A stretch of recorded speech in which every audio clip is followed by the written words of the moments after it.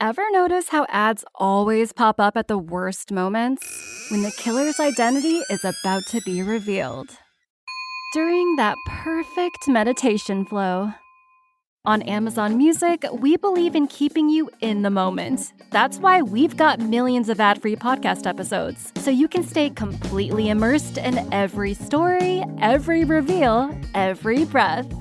Download the Amazon Music app and start listening to your favorite podcasts ad-free, included with Prime.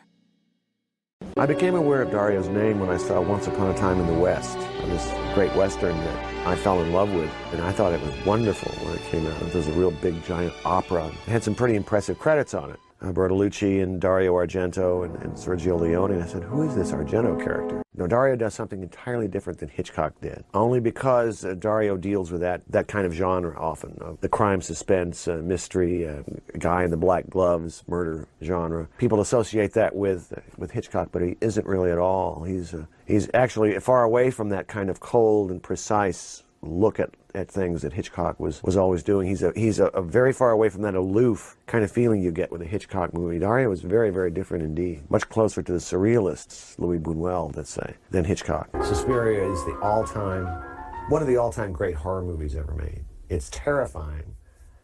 It's like a bad dream. It's like a nightmare. It's like being trapped in a nightmare. The names of snakes.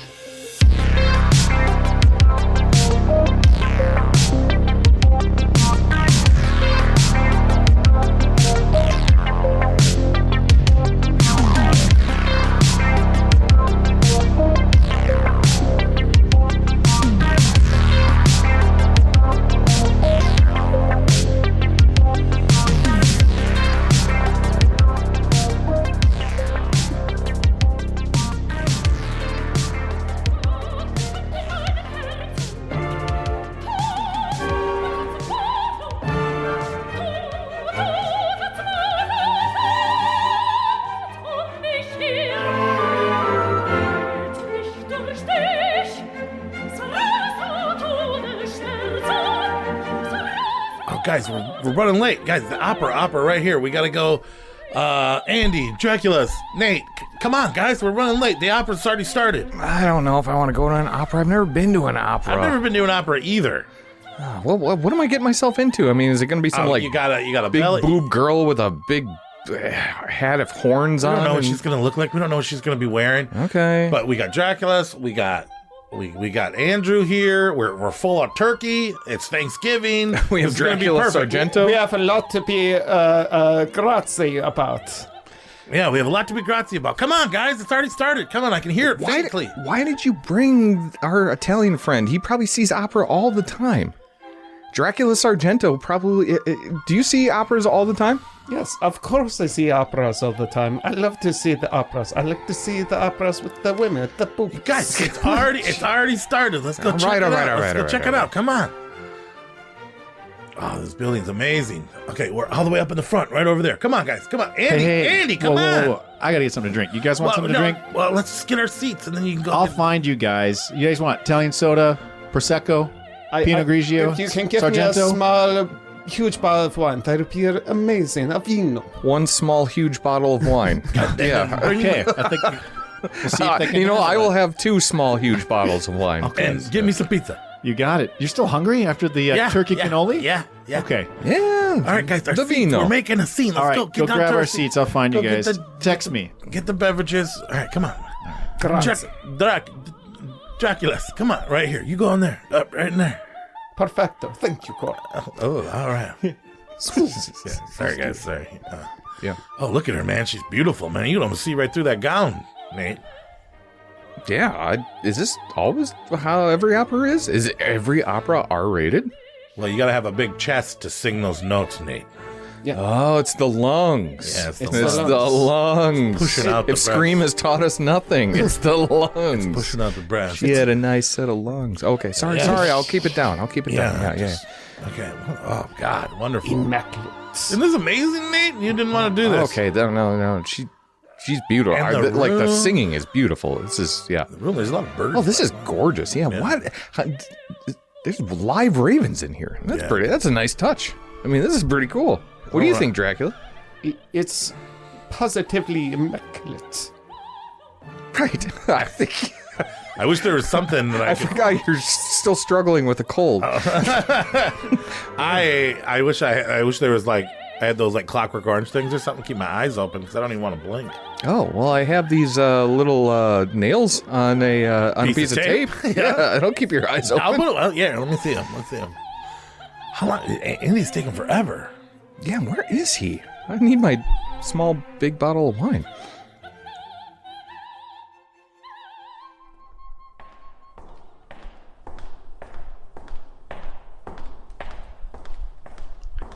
Where the fuck is the lobby?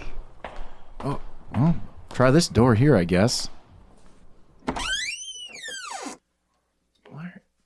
Dark room? Is there a light switch? What? Oh, I see. There's a pink light. Hope that's not an exit sign. Maybe it's concessions. Oh, jeez. Ow! Who puts razor wire in a room? Fafanculo! I can't get out. I feel like Parmesan cheese. All you Americans follow the neon lights to the pizza. Now you're dead.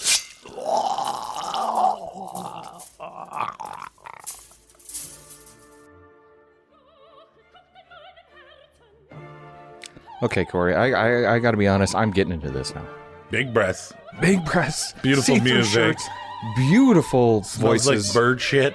Yeah, there is a lot of bird shit everywhere. I'll give you that. I don't know if that's normal to the opera, but there is so much bird shit here. Dracula Argento, this was such a great... Why am I talking like him? It's addicting. I get it. It's so addictive. But unfortunately, I am feeling like I need to use the restroom. I drank 3 too many small, huge bottles of wine. I have to use the facility. I still don't know how you Italians measure anything, but all right, let's get up so we can let Dracula Argento out. Scusi. Ow! Hey! Hey! Why is it that there's so many statues all over the place? It's really ridiculous. It's hard to just get to the bathroom normally. Here we go. Me scusi. Okay, now I can whip out my Italian sausage.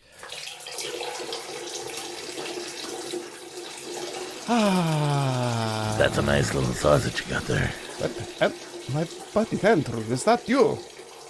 It's not Andrew. Sacre bleu! I got something for you. Cut your belt. Now you can't keep your pants up. What? Mamma mia! It's such soft skin you have. No! Oh! Oh! Yeah. Italian dirtbag.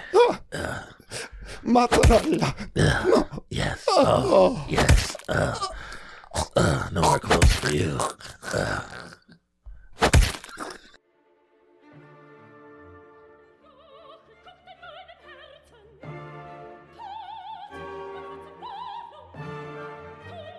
Oh man, it's such a great time. I just feel like we lost the whole fam. Dude, I think this is nearing the final act. I'm looking at the program here, and I don't know where these guys are.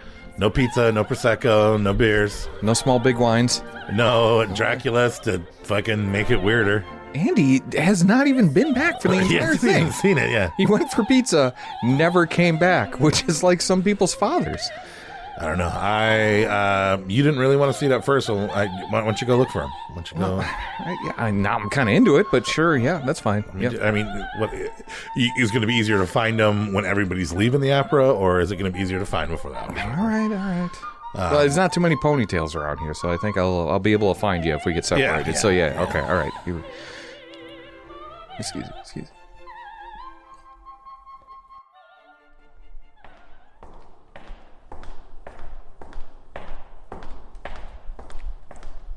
Andy? Dracula Argento? Dracula? Where the hell is everyone? The concession's closed. There's no pizzas around here. All right. You know what? Maybe they're in the balcony, which we should have got seats up there. That's pretty cool. All right, yeah.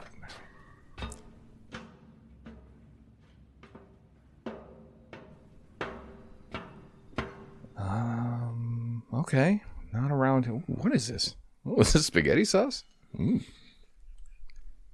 Oh, that's not spaghetti sauce. What it tastes like? Pennies. Okay. What are Dracula Argento? Andy. Let me. Shit. I wonder if they're outside. God, where the hell? Fucking pizza sauce everywhere. They got to be outside. I'll look out this window. You American dirtbag. Look out for the window.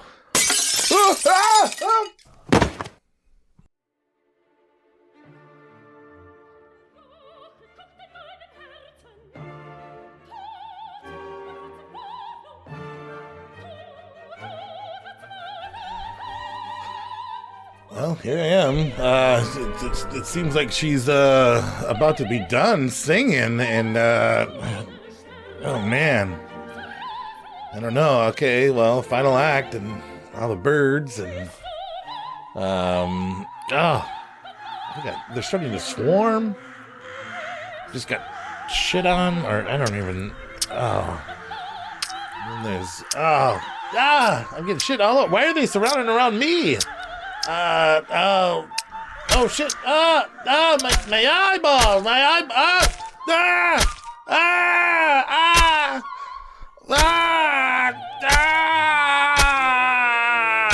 My eye! Ladies and gentlemen, thank you for coming to the opera. This concludes our presentation. Be careful leaving. There's a dead man in the bathroom. A man fell out a window. There's a closet with a dead man and razor wire, and the ravens have eaten that man's eyes alive. What a great Thanksgiving. Have a great night. Exit that way.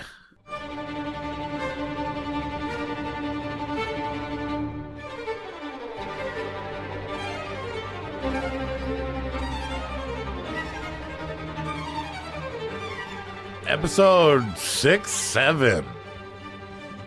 What are you guys doing? Dario Argento's Thanksgiving. Fuck that. Before you start this, okay, there's not a single person in this room that knows what It's 6, brain 7 rot. means. It doesn't mean anything. So what is the hand stuff? Like Well, you're juggling okay. a big set of So there's loose a song. boobs. There's a song where a chick says 6, 7 in the song. Okay, and then they ask some who's this athlete. chick? Do we know this I don't chick? even know who it is. But not then like there's some Sabrina Carpenter or athlete. something. They were like, "How tall are you?" Okay. And he says 6 or 7 feet, and he put this with his hands, right? Okay. And then everybody thought it was so funny. And then now at And school, that's- every time you use 67, 6 or 7, 6, 7, they just make a big deal out of it. It's like brain rot. Is it Doesn't mean that bad? anything. Yeah. Doesn't mean anything. Oh no! I saw the dead look in your eyes. Yeah. It's that bad. Yeah. And then I did it at the bar the other day. We were selling tequila shots, and they were like, "How much are those tequilas?" And I was like, "Oh, they're $6 or $7." And then some old guy was like, "Yeah!" And then and you're like, get out. And then that student Get of the yours fuck was like, out. "Oh my god, do not say that again." Yeah. And then, I don't know. They just, I don't think it means anything. Really? I don't think But now it parents are doesn't. dressing up for it in Halloween and shit, and hopefully they'll stop doing it. Well, that's what's soon. driving everyone insane, right? Because no one can figure Well, out what no, the hell the it means. adults are like The parents will ruin it eventually, right? Everybody Cool, thinks yeah. it's like 69, but different, but it's not. That's how we beat the kids, is we take the power back from them. Exactly. Yeah. Just have it be on The Simpsons, and then it's like, okay, now it's dead. Now that it's on The Simpsons. Right. Yeah.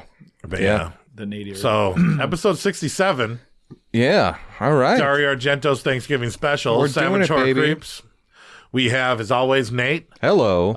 me, Corey. We have Andrew. Yes. He was here on Halloween. And then we have Dracula Argento, Dracula Argento. a.k.a. the Hay Bear, a.k.a. Demonic Thrust. I feel like if it's a Troublemaker. Wisconsin thing, it could be Dario Sargento. Hey, Dario Argento. Exactly. Howdy, everyone. So he's here, Andy's here. That wasn't awkward. We got some spaghetti. Some spaghetti. And Yeah. so I think this is a new thing we should do on Thanksgiving where we celebrate Italian Thanksgiving. our peace. I love it. Well, our peace between different countries, right? Because that's what Thanksgiving is about when they finally made peace after Americans did horrible things Yeah. to the Native Americans. And then That was the children's book. But there's always been an alliance. There's always been a connection between Italian cinema and American cinema.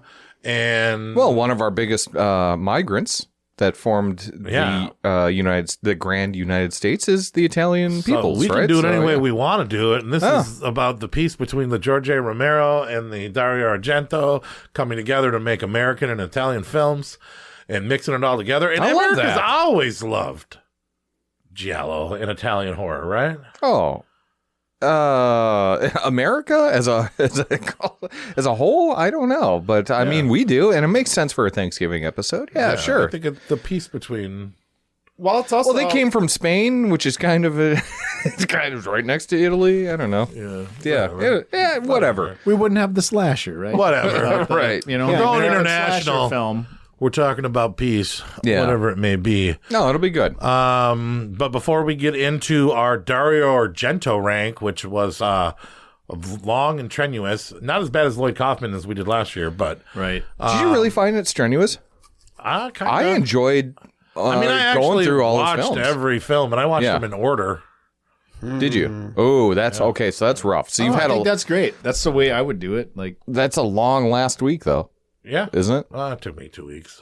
Did it take it? Well, yeah, but still, I mean, like towards the end though, you're After struggling. you blow your load in 1990. Yeah, exactly. That's exactly right. But anyways, before we do that, let's talk about news. Well, hello, Mr. Fancy Pants. I got news for you, pal. You ain't leading but two things right now. Jack and shit. And Jack left town. So there's been all these rumors, right, about Mike Flanagan's doing this next. Mike Flanagan's doing this next. Robert Eggers is doing this next. Everybody's doing this next. Well, I just got confirmation that Flanagan wrapped on Carrie or started filming on his Carrie remake, which would be the third remake, or is it the fourth? This would be the fourth. there's the Chloe Grace Moretz. There's the TV one, right? And then there's the original. Carrie the Yep. Rage 2 is And a Carrie the sequel. Rage 2 is a sequel. Oh, so there is another TV. There's a TV one. Yeah. So this would be the fourth one. Yep. Nobody's really responded well to any of the Carrie movies, but Well, that's not if true. Mike Flanagan didn't do a great job on The Shining, he's coming back to take possibly Stephen King's second most celebrated story, and he's going to do it justice. He's going to do it better. I thought he was going to do a Dark Tower series for Amazon. There's That's been a what I lot of heard. stuff, but I think this is confirmed, right? You've heard of this? I have. And you've heard this? I have not heard this. No. I've heard of this, yeah. I think Oh, this is real. breaking news for me. This is it. This is happening, and This is it. This is happening. Oh my god. I don't know. I didn't like that one movie, Life of Chuck. Chuck, you said. Oh, I bought it. I haven't yet to watch it though. Yeah, but I haven't I know watched what it I'm yet. getting into It was with dumb. It was dumb, you said? It was dumb. it. I don't know. What did you expect going into it though? Like a film that makes sense, that had a story that I don't know. Do you think It is very overly sentimental. I'm because I saw it at the Toronto International Film Festival, and Tiff, baby. it's like they're trying to make you Name cry, drop. but, Yeah.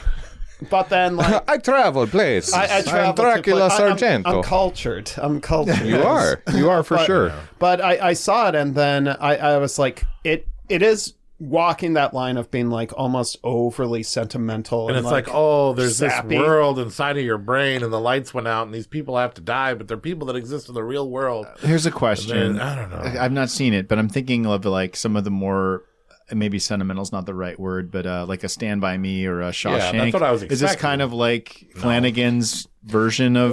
It's that mixed with like Cosmos, like what is the guy who did like Cosmos and Carl Sagan. Carl Sagan. Yeah, where it's Yeah. like this very like introspective and very much like Yeah, the meaning of life. What does it all mean, Basil, and Yeah, all that it's- stuff. Yeah. It's too much. Yeah. So what I think it's going to be, and correct me if I'm wrong, but you guys seen Midnight Mass, right? No. I have not seen that yet. Not yet. Get the fuck. This podcast is over. We're going dark.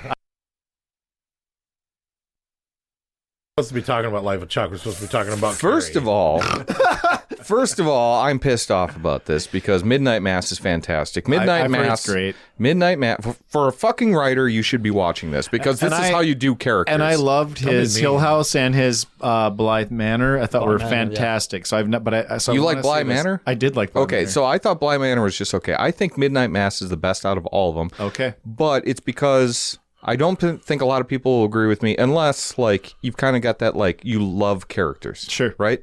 No, I've heard it's excellent. Phenomenal. Absolutely phenomenal take on religion. That's how you fucking write characters in that show.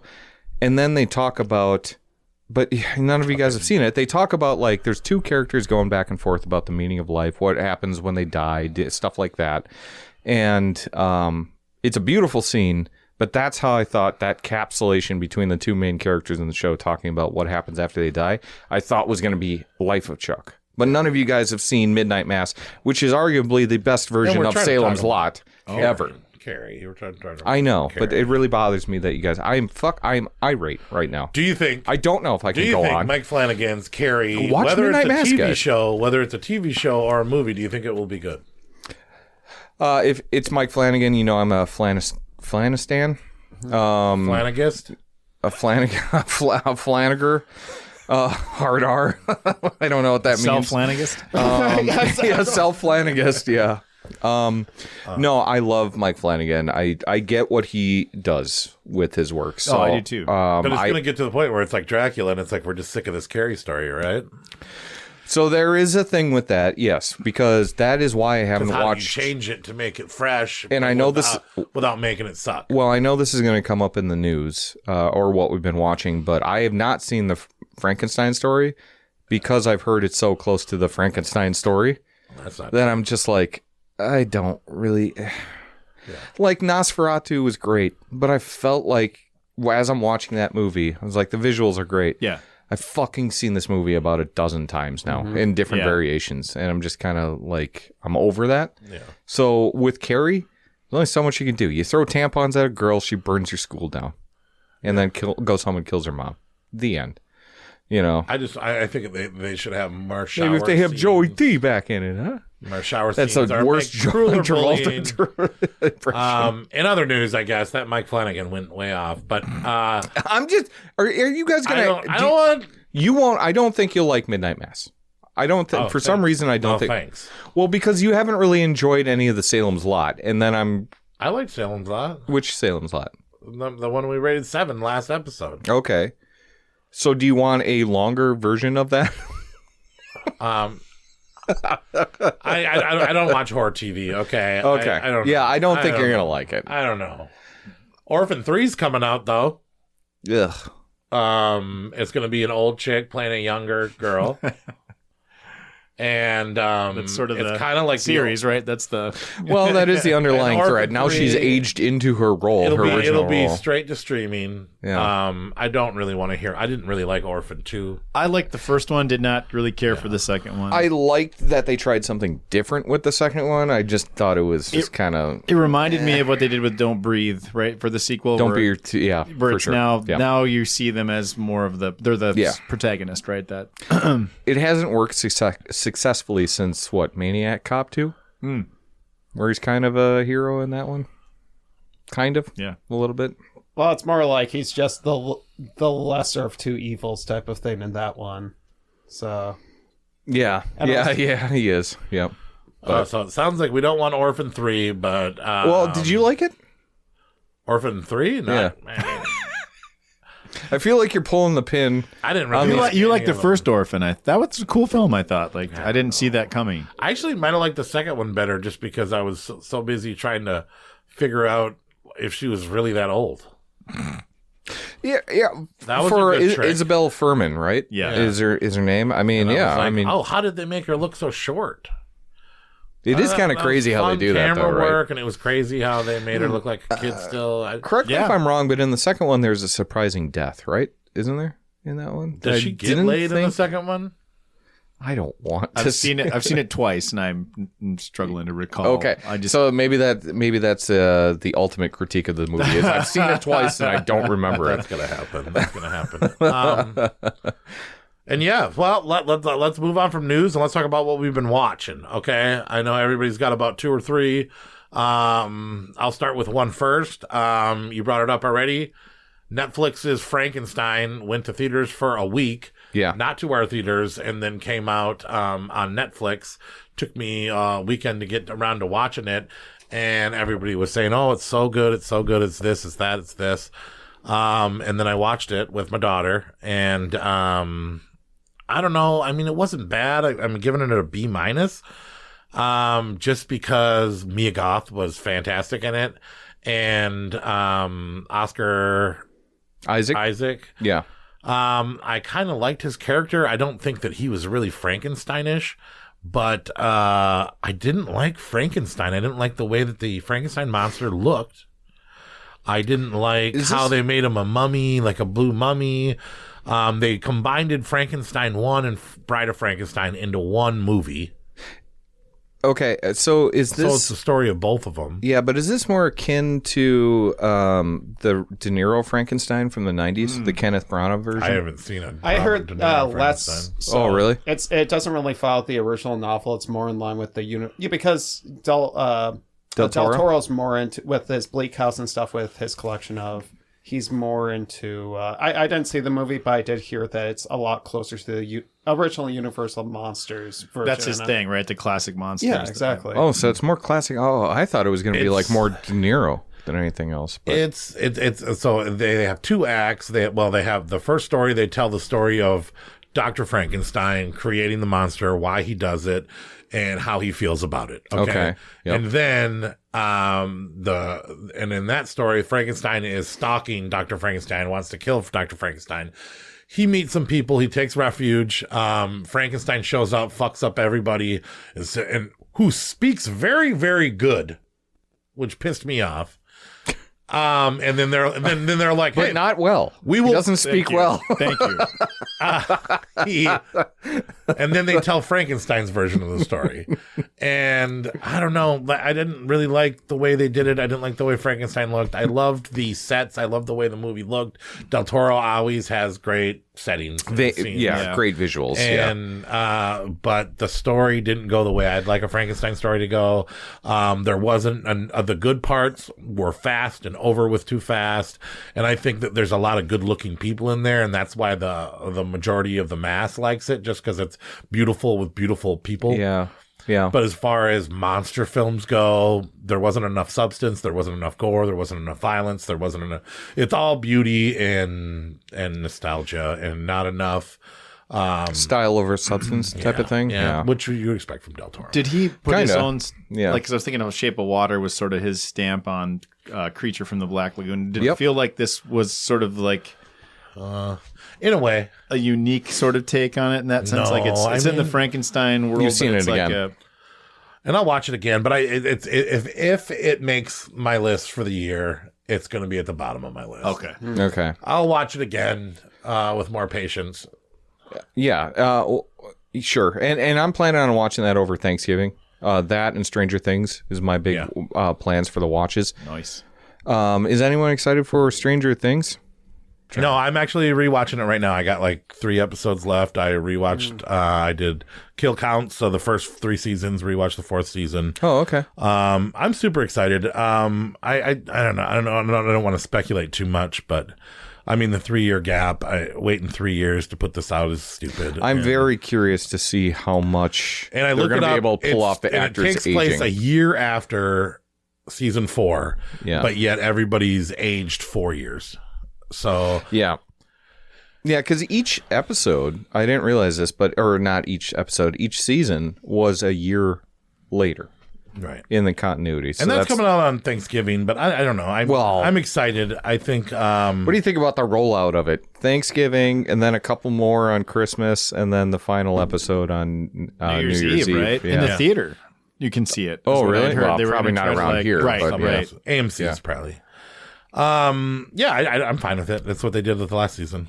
And the last episode's going to be 2.5 hours long. So yeah, they are very long episodes. I saw the run times for them, and they're all like they're getting close to movies at this point. Yeah, but what's a movie that you've watched recently? So last theatrical film I saw was Good Boy, which we talked about at the Halloween. Oh yeah. But I mean, I've been able to go see. I finally.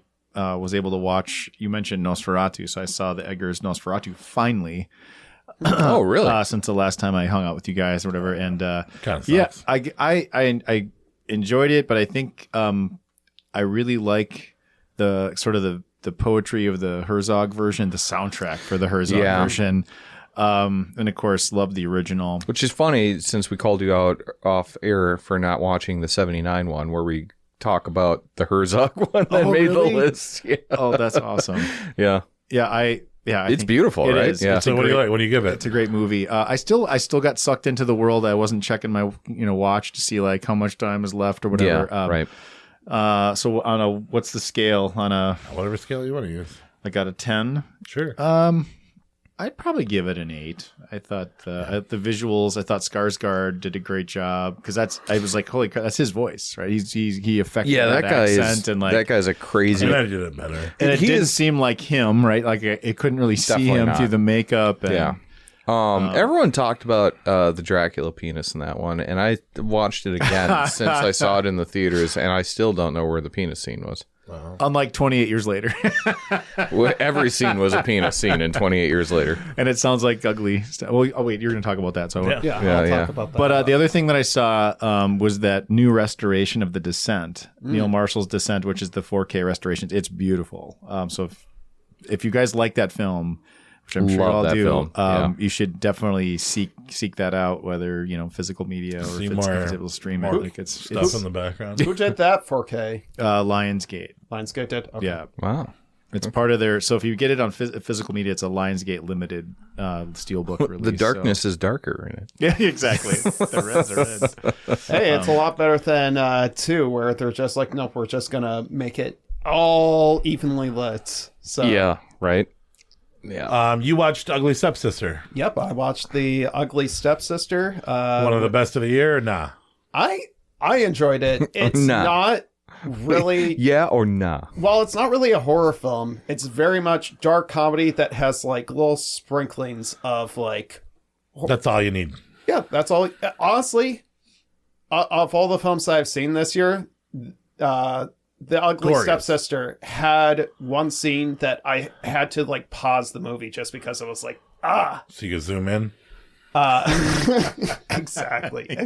No, it was a rough scene. It's an hour within the movie, but the director, Emily, You know because you paused it and zoomed in. Emily Blick, Totally did.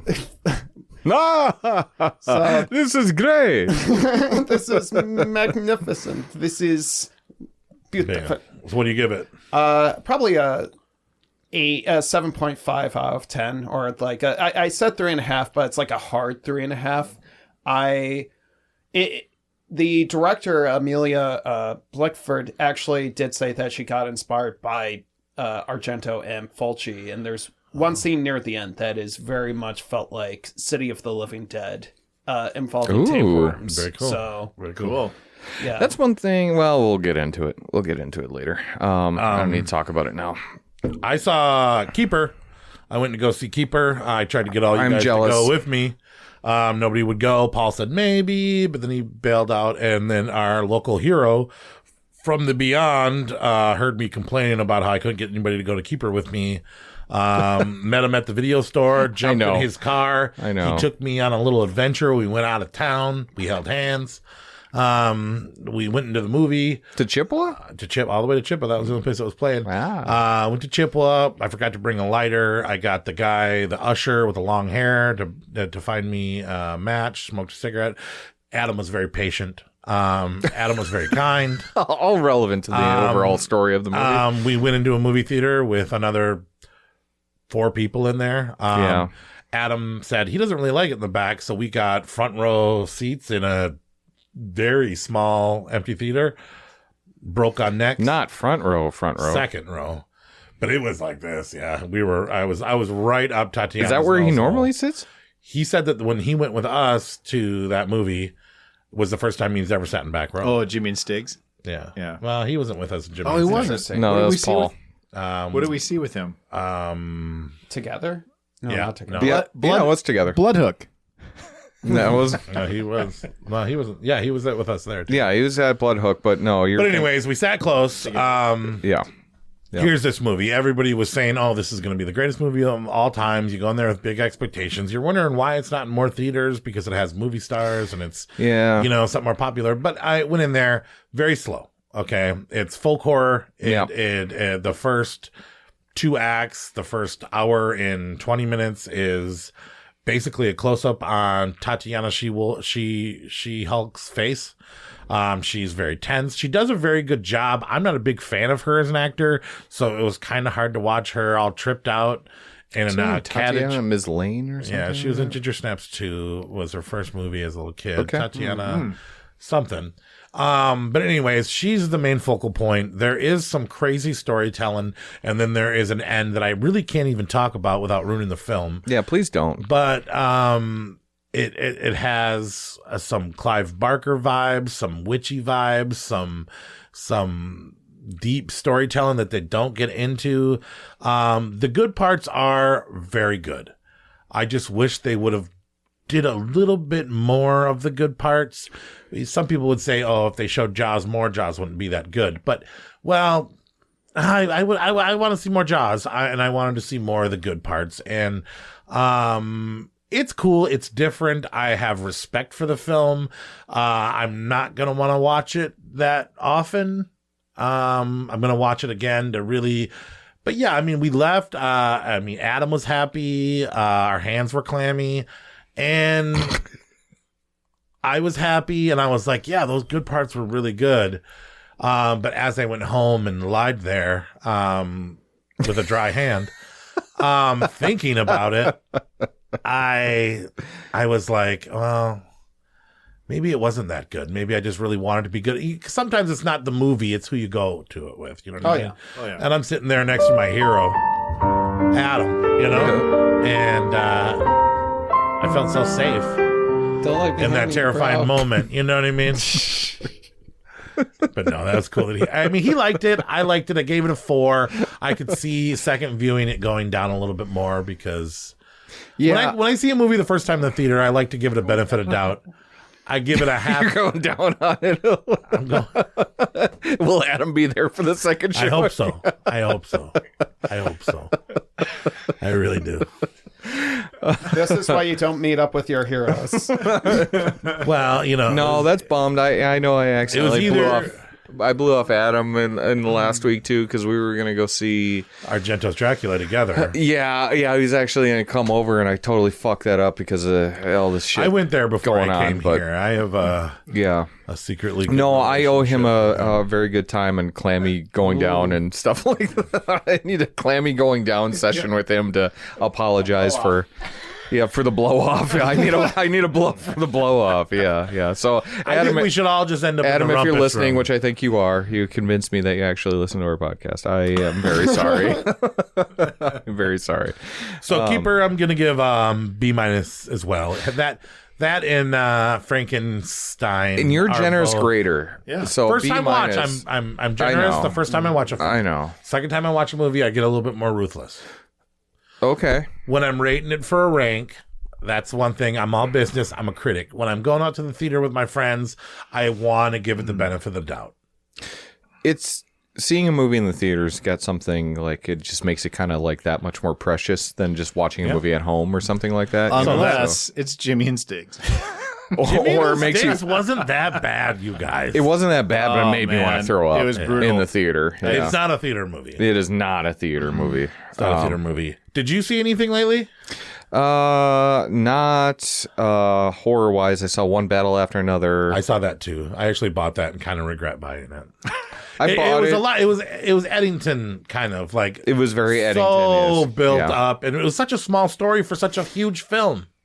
Yeah, but I think that's purpose. That's on purpose though in that film, and it's a weird. I think like now that I look back at it, it's like this grand story of fatherhood, in it. But whatever. They're not even together in the film. I don't think it's about her. Yeah, I'm glad we never saw the mother again because that mother was awful. I'm not gonna lie, but anyway, I wish we could have. I saw The Running Man, which is Stephen King. Yeah, so maybe that makes it a little bit. Glenn Powell, boo. You don't like Glenn Powell? Well, I don't want to see this movie. Really? No. I don't know. I'll watch the Schwarzenegger again. I do like the Schwarzenegger. It ditches the cheese. I heard it's not good. It's okay. It really trips over itself in the final You must act. have saw it in the theater and then gave it a little extra star. Well, maybe that helped. But no, I was really enjoying it. It ditches the cheesy Sub-Zero and all that stuff. Yeah, so if you were really excited about that, there's none of that in there. I don't think it looks good. But it's pretty fun for the first 3/4 of it, and it really trips over itself in the end. But I don't know. Glenn Powell is great in it. I really enjoyed it. It's fun. I could see it happening in real life. Huh. Well, from the creators the creators of PG Gorman, I got to watch Deathstalker. I bought that the day after I watched One Battle After Another. Mm-hmm. And I was like, oh man, I don't think this is going to be good because they can't make a good fantasy film. I'm a big fan of the old Deathstalker films, and those can't be recreated because those are 80s films. Yeah. Well, I think they found the right guy to make the right low budget fantasy because the monsters, the ghouls, the PG Gorman slime, and the plastic heads, and the gore, and the swords, and the chopped off heads. The swords. I mean, they have this little character played by Patton Oswalt, where he's a green wizard that he has to go quest out to find answers, and then he ends up going with them, which, you know, I don't. He was kind of dumb. He was kind of like a little Yoda, just like commenting on Deathstalker beating up people.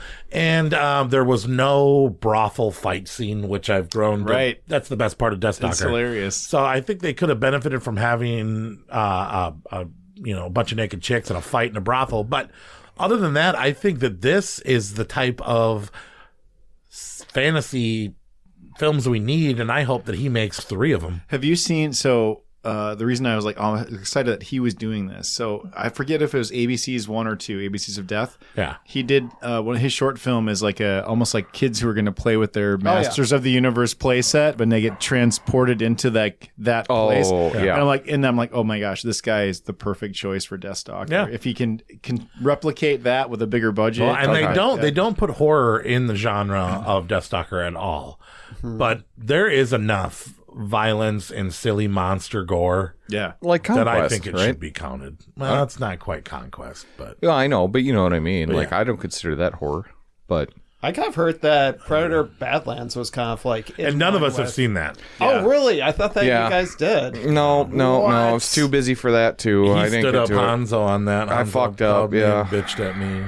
I haven't seen it. So I'm sitting in the movie theater. I saw that tickets. animated Netflix one. That's the most recent. Oh no, you got tickets? Yeah, he said he Yes, bought one for that you one. and Justine. Oh, which I God. liked. I thought it was fun. I said that's typical Nate. I said It's typical Nate the last couple months. Yeah. I just had too much shit going on, but anyway, now it's all done, and now I get to has watch. anybody else seen anything fun lately? Shit. I have Ed Gein. Oh, okay. What's your take on Monster? The It's all right.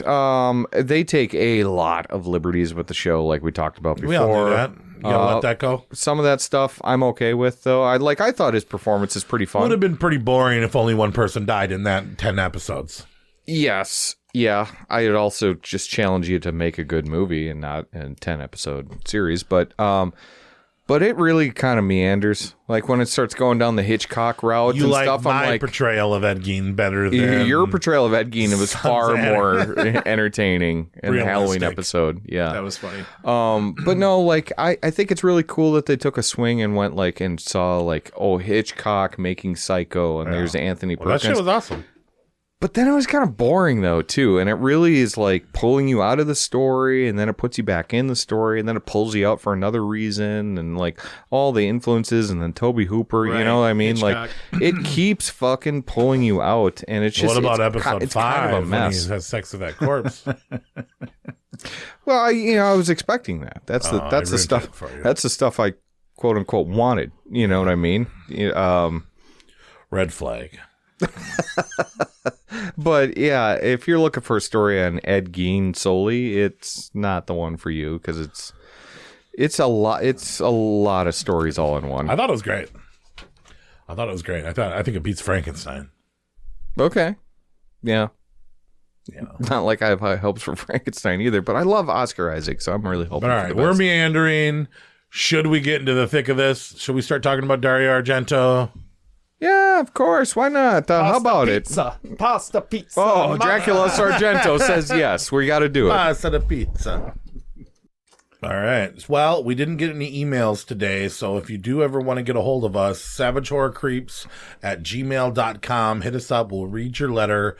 We'll try not to be mean. Sometimes we are mean, I guess. But You're let not us know mean. whatever you're thinking. Hit us up. SavageHorrorCreeps@gmail.com. Hopefully next episode we'll have some feedback maybe on this Thanksgiving episode, but we're going to get into it. Let's get into our 10 best Dario Argento directed films ever made with 3 honorable mentions, and then we'll talk about the bad ones a little bit after that too, but let's do it. You know how people say, you're okay in my book, or in my book that's no good. Well, I actually have a book. And everybody I ever meet goes in this book. And now I've met you, and you're going in the book. Except, I'm afraid I must file you under chicken shit. Okay. Actually, just before we proceed, Just before we proceed, before you proceed Yeah, in our but proceedings, there's actually you've dressed like an Italian boy right now. You have, what do they call those hats? Tammy or fedora? something or other? No, there's you got one of those. It's I can't remember. the sinner's hat. exactly.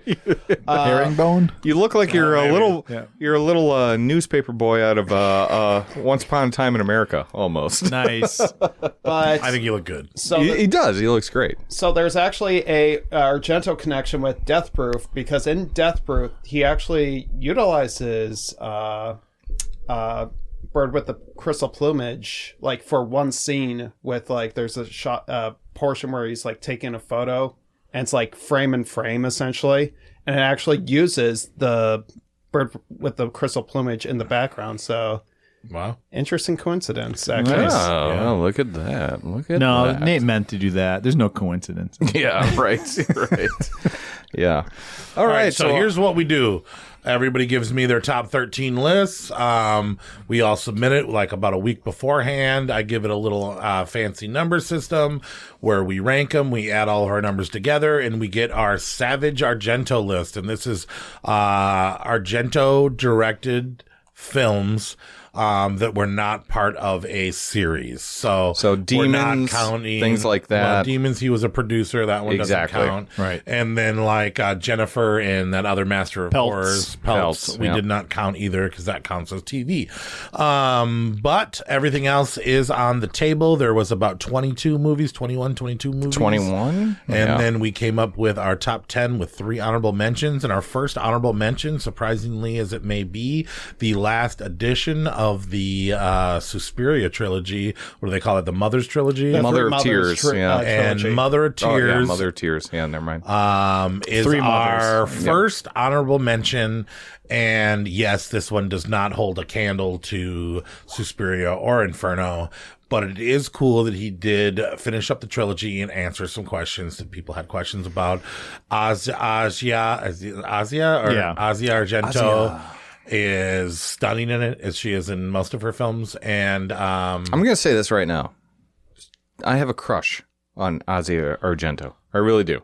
yeah, I do. okay. Well, I do, Corey. if you want to fight me for him, you might win. If you want to fight me for her, you might win. Okay, you might win. You're like starting with Stendahl. Yeah. Yeah. Okay. Well, there are worse films to start with. Yeah. If you set for Trauma or for Yeah, that's the one I always think or of. something. We'll get Mother of Tears Yeah. is. Does anybody got a good, in a nutshell, explanation of this film? Well, when in doubt, IMDb. Right? When in doubt, sure. This was made in 1990. No. This is 2007. 2007, and it's when an American art student in Rome accidentally triggers the return of Mater Lecarum. The third mother must use her latent magical powers to end the witch's reign of terror. Right. Yeah.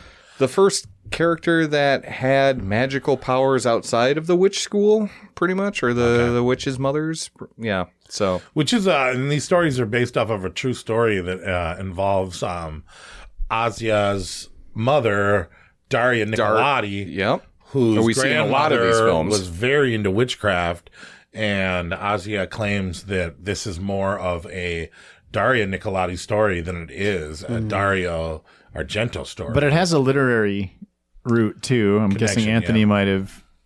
I don't have that one. It's on the me. poem, right? That I'm trying to remember the title of it. He's like, man, I just brought the hat and the scarf. What do you want from me, dude?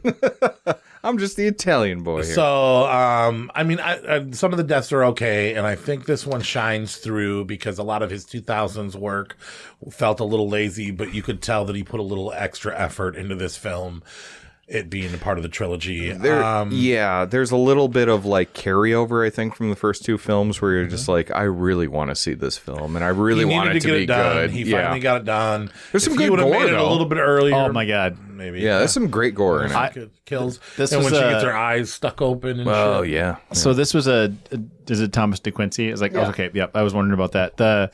This was a Dimension Extreme release. I remember when yes, came out on DVD, and I was because I had seen the Card Player prior, so I'm thinking like, oh, maybe he's on the decline here, but I'm like, he was definitely on the decline. I had so much fun with Mother of Tears when I first saw it because I was not expecting especially that when level you watch of it gore. in order where it goes down and it comes back up a little bit for this one. And like you all, I was just like so happy that he was returning to kind of finish what he had started. The trilogy, Yep. Yep. So I knew it wouldn't be like that. The Three Mothers doesn't really get established till Inferno, right? Correct. So, yeah. Right away in Inferno. Yeah. Oh, yeah, the voiceover in the beginning. Yeah, yep. So that's our number 13. That's our first honorable mention. Our second honorable mention is a weird one where Andy didn't even think we would count it because only half the film is directed by Dario Argento. But I actually think that they assisted each other on each film. Don't quote me on that one, but I do think they assisted each other. In the second half of this movie, Two Evil Eyes was the partnership of George A. Romero and Dario Argento because they were such big fans of each other. And shot in the U.S., I think. Yeah, that's why I'm saying. It is. And the second half with Harvey Keitel is a completely different story than Dario Argento usually does. It kind of feels creep showy-ish. Harvey Keitel gives an amazing performance, even though I heard that he said, "You cannot cut off my head. I will not be showing my severed head anywhere." But I love the fact of him scrambling and check the contract. Yeah, well, yeah, he was all Vin Diesel, fucking The Rock about this. Oh, really? Film where he was not very excited to be in this, and he's had a lot of rules where he was afraid Dario Argento was going to put him in a see-through dress, or gouge out his eye, or sever his head, or what could we possibly see from Harvey Keitel that we didn't see in Bad Lieutenant? Right. Yeah. Well, he's just being racist against the Italians. Move about that. Okay.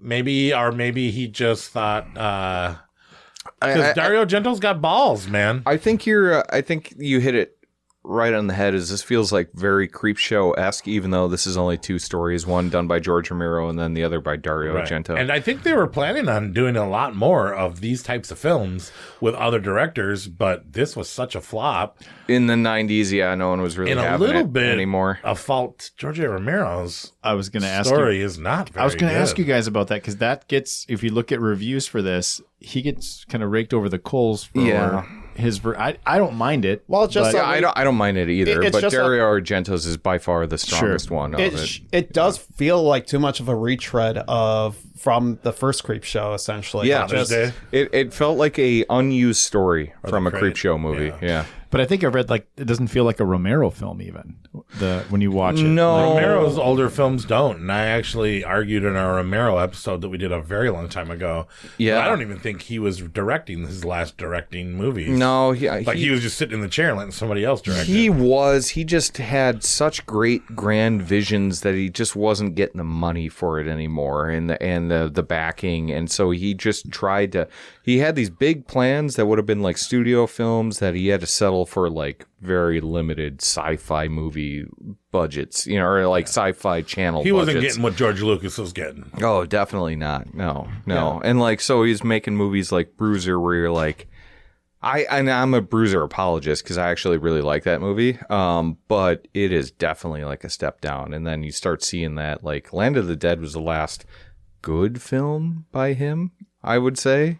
Although I did enjoy Diary and Survival, but I enjoyed Diary a little bit, but Survival is I don't know. Survival is rough, and that's hard for me to say because I love it again. We're talking too much about Romero. But there's some great corpses. I remember at the beginning, Harvey Keitel's taking a picture of that corpse, and that was a great way to start it. Mm-hmm. And I also liked James Olmos? Yeah. James Amos. John Amos. John Amos. Thank you. As the cop, him seeing the imperfections, just the needling in Harvey Keitel, and it kind of reminds me of like a Mr. Flubjub story. You know what I mean? Like everything that could go wrong does go wrong. Where he's like, I'm smart. I take pictures for the police. I can get away with this murder. Murphy's and Law you just type of see thing. all of his mistakes that he's making, and them coming back to him. I thought it was a fun little hour story, but I didn't put it as high. Because it is short and it is companioned with George Romero, and it will not go down in history as one of the 10 best. The Savini effects are amazing. Yeah. Keitel's over the top, right? We were joking before, the fucking cat, meow, meow. Like it's just right, yeah. I just like too, like there's kind of a melange of Poe, right? Like you got Pit and the Pendulum, like one of the murder set pieces, and then even the the Black Cat stories there, but of course the John Amos character, it reminded me of like Telltale Heart, where are you just fucking with me? Right? Both of these stories were based off just messing Edgar with Allan Poe, which is something we forgot to say. So where Creepshow is Stephen King, but this is adaptations of Edgar Allan Poe, and it's a lot of fun. Maybe this Thanksgiving, just fast forward to the first half and watch Argento's story, but or maybe don't, just watch it all because it's a good little warm up. Adrian Barbosan, the Romero one, eat your spaghetti while you watch a Romero's, and then wait for a Dario Argento's. That's right. So that's our second honorable mention, Two Evil Eyes, and our last honorable mention, shot in our very own Minneapolis. You get to see that grain belt sign, which actually made me, watching an attempted suicide and seeing the grain belt behind it reminded me a lot of home. Trauma. Trauma.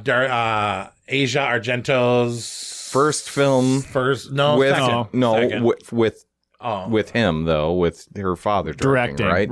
Right. She's 16 years old in it, which is a problem. Mm-hmm. And her acting isn't fantastic at times. No, because she's 16. But it is kind of an interesting story. However, this is probably the most linear story that Argento has ever told, I think. Okay. It is kind of like a... That's why I was out. It's very American. Yeah, right. Yeah, it's very American. That is a good way to put it. It's very American. And this was this was right after his obsession with wanting to become an American filmmaker. Well, and when was this? 96? 93, I think. 93. It's after Two Evil Eyes. Okay. And before Stendahl. Yep. Because the thing is like, when did Silence of the Lambs come out? 91? 92, I thought it was. Sorry. I think it's 91 or 92. Or I want to say it was 92. However, I think that he's trying to come in and capitalize on doing this like Silence of the Lambs style story where it's like linear storytelling and trying to get that like serial killer style storytelling. And it just doesn't work because he kind of ditches the dreamlike quality of it. He ditches like the colors for Silence. Okay. So I think it's hot off the heels, and he's really trying to make an American serial killer story, akin to something like that, or what's popular. But then he brings like the decapitator in, like so that is one cool thing about it is there's a decapitator, which is basically the weapon, It's called the New-Somatic, is what they called it behind the scenes. So Tom Savini, in addition to Two Evil Eyes, also helped out with this film as well for special effects and what have you. So which apparently he didn't do all of them, right? It was just these some two. of them. Yeah, just these two, as far as I'm aware. Yeah. Okay. And so for listeners though, the decapitator, the New-Somatic is what you're talking about. Is this cool like push little button? It's almost like an automatic piano wire killer, right? So I mean, like you push a button, you wrap it string around a piano wire noose on that, and then you pull a trigger, and it just tightens up, which and then Cormac cuts off McCarthy the head. would use in The Counselor. Yes, right? he would. Yes, he would. Yeah, Popping off good heads pull. in a very creative. I remember thinking Argento's been here before. Rest in peace, Brad Pitt. Brad Dourif's in it for a little bit. Yeah. He's got that falling head. Sounding a lot like Chucky. Unhinged, great performance. My only complaint about that is that they should have put more of him in it. They should have, especially when like it's Jaws. Such a like just him bitching about this. hot take. You know, Though he did get the pendant elevator kill that Argento really likes utilizing. With that, and, like, then the head. I'm missing the head falling. Like, the head falling. Oh my it's God. super stupid. park this piece of shit. Yeah, That's we my got bra- we got That's my Chucky. childlike suicide attempts. We've got questionable sexual relationships with a daughter and a director, which and they also claim that. So Dario Argento used to be a lot like Kubrick in the fact where he was mean to his leading lady, right? Yeah, but once he started casting his second daughter, he became much more gentler on set. But as well. you know, so like following, and I think I told you this. Actually, both of you guys heard this. So on COVID times, I was following Asia Argento on Instagram for some reason because she was like putting up like fucking like music photos. things. No, not sexy photos. She was doing like live streams of her being a DJ.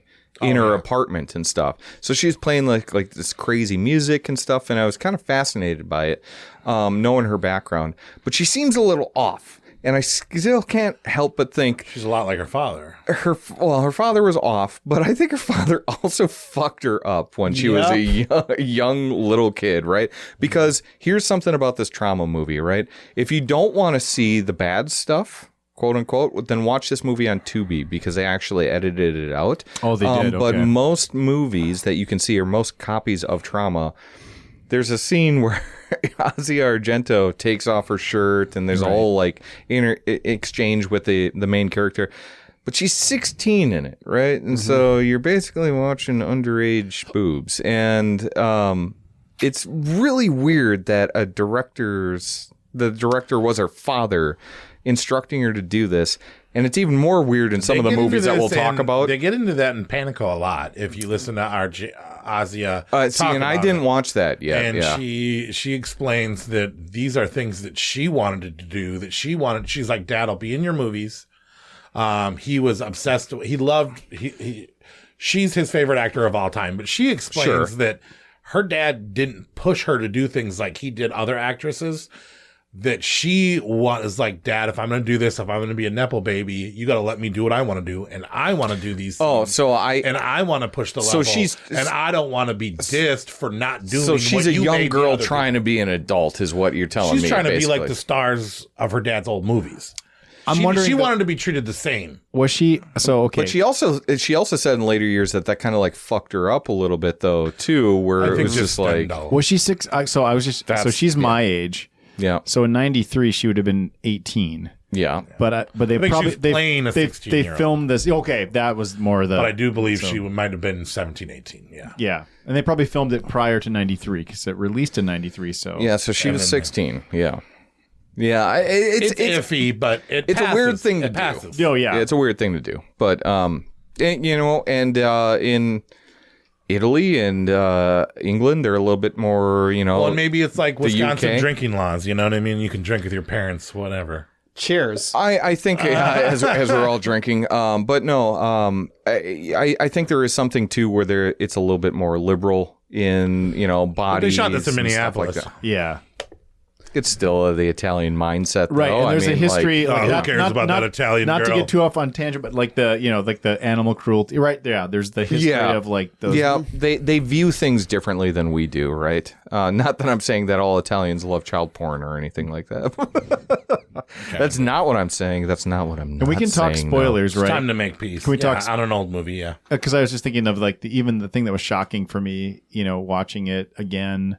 I think I used the watch the Vinegar Syndrome cut, which has the just that the whole reason for the killer's motivation is that their baby was decapitated when they dude. Yeah, I'm just like, holy shit. That's a fucking wild thing. Yeah. It's like, when it's getting delivered, the baby gets decapitated. Classic In a rainstorm, right? Well, I would say Like- in relation to his other films, because you get all these horrific murders, and then the reasoning for why they're doing this murders is, because like it's always so random. That felt the most justified. It's like, okay, I can see why she would go crazy and try to hunt down all the people. Argento doesn't usually like to explain why that is there, why there's an underwater room, why there is that's a room full of razor wire. It's there, and you just take it as fact. All right, so that's our honorable mentions. We'll get into our top 10, the 10 best Dario Argento directed films of all fucking time. It's fact. We're doing it. Number 10, surprisingly, 2001's Sleepless. Yeah. Why do we love this one so much? First thing I'll say, a lot of butter faces. God damn the train sequence is amazing. Is like, oh my God, Dario Argento, he's not making films like he used to. That felt like an old Argento. It did. Yeah. It really did. No, it really did. The butter faces. Everyone felt like, speaking to our last callback to our last episode with Phantasm from 1979. Everyone looks like the girl in the purple dress. Yeah, in the graveyard in that film. Masculine noses and mustaches. Yeah, it is odd. But no, I this is definitely, and it's still the beginning of the 2000s run of Argento. This is definitely his best of them all. I would agree. Like, from 2001 to 2010, right? Till like that's whenever till right now. Maybe Dark Glass. I mean, yeah, it's Dark Glasses gave it a run for its money, but it's better than Sleepless. No, I don't think so. No. A lot of people say this is his last good film. Yeah, I would have to. Yeah, because his last great film was Opera. It's pre-Card Player. Good film. I 100% agree with that. It's pre-Card Player, and it came off of Phantom of the Opera, which I maybe have a little more appreciation for now. Hated it. Well, because they when it came out. They fucked up the script so bad. Because I like Stendahl, but I'm like, what is this? So I had low expectations, and that train, like you said, sequence, that full was on, fantastic. Right call back to the 70s. You're super excited. Yeah. Yep. So the decline of the rest of the movie is still held high by that opening train. Totally. Oh, chase. Yeah. Honestly, the first three kills, because for so long, it's interesting to go through all these different victims where I was like, who is the main character? It took a while to actually introduce the main character, like 20, 30 minutes into the movie. Yeah, damn near 30 minutes, I think. Yeah. And even though I feel like the middle portion is very slow and is like, just literally just saying around trying to figure out who the killer is, it still has those like bursts of it, like that scene when the son is witnessing his mother get murdered with a French horn. Yes, that scene is just crazy. So gnarly. I feel like I have to do for this episode a IMDb synopsis of every film, just because we didn't do the others, did we? No, we didn't, but that's all right. Okay, because they were honorable mentions. This is a top 10, but for all the top 10, I'll do IMDb synopsises because they start getting more dreamlike, and kind of some of them are harder to follow and whatnot. So, full disclosure, I would say half of these movies I had to rewind and rewatch it because I would fall asleep to them because I would watch them. They are very and actually, for Mother of Tears, I literally there's a vote of confidence. Well, yeah, but it's different though, because it's not like they're boring. They're not boring. They're just very dreamlike. They're very dreamlike, and they kind of like relax. Calm you right to sleep. It's like a CBD joint. They drag you into the trance of Dario Argento's filmmaking style. Let's hear the synopsis. A retired police detective and young amateur sleuth team up to find a serial killer who's resumed a killing spree in Turin, Italy, after a 17-year period. I guess that's you got Father Marin, right? You do have Max von Sydow. Sit down. Who would have thought you fall asleep in Sleepless? Oh, I didn't sleep for Sleepless. That was one that I didn't fall asleep to. I didn't fall asleep to Mother of Tears, and I literally started. You can't fall asleep to Mother of Tears. No, you really can't. I remember I fell asleep like when she was gonna enter the mansion, and then I was 20 minutes into Necronomicon before I realized. Oh, that's right. You shared that. That's hilarious. I fell asleep and different movie for a completely different movie. I was like, "Shit, this movie's long." So if you damn girl. The other cool thing about Sleepless is it's got an actor who was in Deep Red. So I think if and you think Inferno. of like yes, if you call back to his most famous, maybe arguably best. Corey might disagree. Giallo, right? So it's kind of there's that. Yeah, we'll get into it. So, we'll get into it. Yep. But yeah, no, it's I do think that this is one of his better post 2000 films, if not the best. The best. I'm saying it. Yeah, it's the best. All right, number 10. We stayed awake for Sleepless. Number 9. What a glowing review. 4 Flies on Grey Velvet, which was 1973. Yes. 71.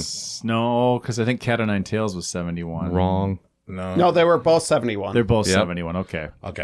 And I He's pulling an Osgood Perkins there. Like He is. Yeah, he's cranking them out. Yeah. Yeah. I really liked the camera mask. I liked the camera killer. I liked the framing. I thought that the chick was kind of attractive. I thought that Mimsy the guy Farmer, did is that pretty good. Yeah.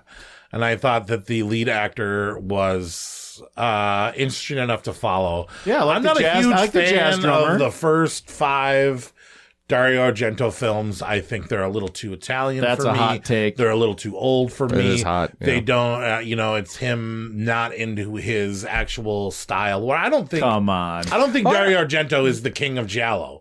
I think he made giallo films because that's what other people were doing. Who would and he be did a the great king job. of giallo? Bill Cosby? Well, according to Joe Bob. Giallo. Oh, sorry. Oh, the black gloves. the back glove. But okay, so you guys really love this film. I had this one a little bit lower even than where it is. I think this is his best of his earlier because giallos. of the, I really the camera killer. The camera killer. The park scene. Yeah, So good. the park scene. I think he's just operating on this like different level of like where he's hitting that atmosphere that he did not have in Cat o' Nine Tails. Yeah, right, that one was pretty boring. That one was pretty boring and not focused. That was the other part with Cat o' Nine Tails, whereas I felt like this one was a lot more focused because it wasn't just following all these dead ends over and over and over again. And everyone talks about the bird with the crystal plumage, but I think this one's got way more style, way more atmosphere, way more creepy like things see to those it. Two as a tie. This is like. I would give Bird a nod above, but yes. Okay, well, just because of what it was, sure, right, for its time. Okay, but for me, this is like kind of crossing into his kind of like creepy giallo / horror realm because I don't think his original films were. I think they were murder mysteries. I don't think they were horror. Yeah, you know what I mean. And so you don't get that horror murder mystery and it wasn't until Deep after Red. It wasn't until in after 75 this film where he felt that he could be authentic and make the films that he truly wanted to. Yep. I think he was trying to get himself notarized. But, you know what I mean? But to me, of all those original murder mystery films of his, and then you go with a horror murder mystery, which starts with Deep Red, 4 Flies on Grey Velvet is the closest to Deep Red for me.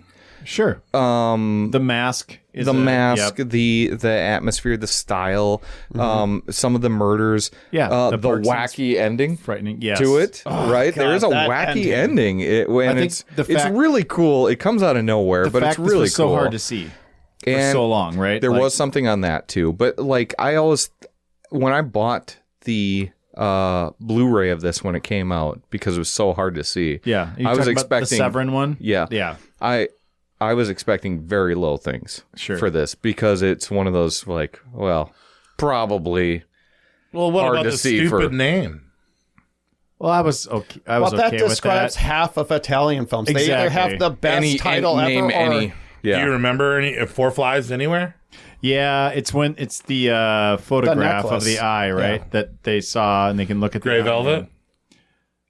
Was there any Grey Velvet in the film? I didn't.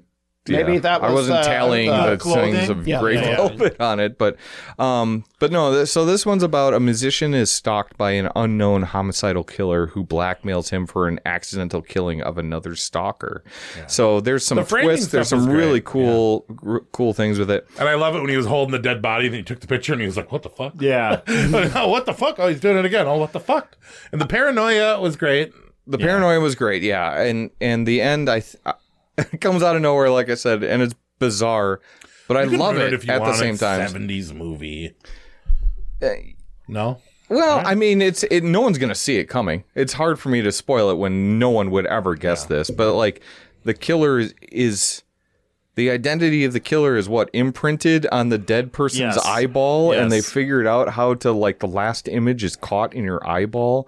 Which is great science fiction, person, right? It's great science fiction. It comes out of completely nowhere, right? But, apparently at the time they thought that was the case, and it was defuncted in, like, the 80s or so. Oh, really? Okay, yeah. Interesting. And so then that makes it a little bit more relevant. Defuncted?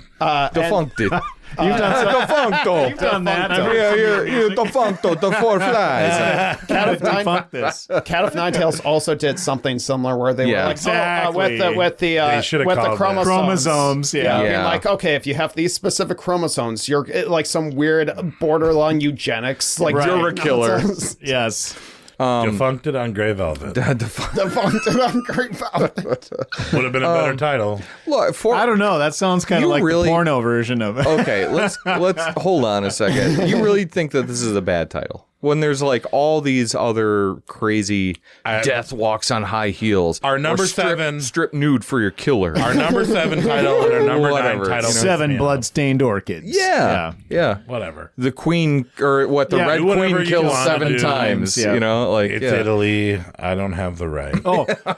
Maybe it sounds better in Italian. Iguana with a tongue of fire. Oh, yeah. That's a bizarre one. What's that one. all about? Not everything can be twitch of the death nerve. Lizard in a woman's That is skin. a great one. Yeah. Don't torture a duckling. Yeah, that's a stupid one. Lucio Fulci right there. So good. It is good. So that's our number 9, 4 Flies on Grey Velvet. I don't know if there was Grey Velvet in it or not. You should check it out if you haven't seen it, for sure. Wear Grey Velvet and watch this film. Our number 8, the Stendahl Syndrome, which is an actual real condition. Yes. That 1 out of a million people have, where if they look at art or hear music or get so overcome with beauty that they faint and lose memory. Or just have they a manic hallucinate. episode. Yeah, they hallucinate. Do you want to read the synopsis? Synopsis for the Stendahl Syndrome. A detective falls under hallucinatory spells while trying to capture the sadistic man who raped her. Not once. Not once. It is very bizarre. Brutal, dude. It really is. Mm-hmm. And once again, Dario Argento, the director's daughter, is in it. She is now 19 at this time. And he makes this movie where she gets repeatedly raped in it. And I'm like, what is Christmas like in the Argento household? Her chops. And she explains how much she's like her father. So she has the same mind as Dario Argento. That I believe. I totally see that. I think if she's okay with it and they have an understanding, I'm not that upset about it. But here's the one thing that drove me crazy. Mm-hmm. Who believes that she is not only a cop at that young, but number 2, gets assigned to solve homicides? She's on her own. Like, she's a full-fledged detective at this point. She's a little young. She's 19 years old. To get that job. 19. A detective. And she looks like she's 19. She's 24.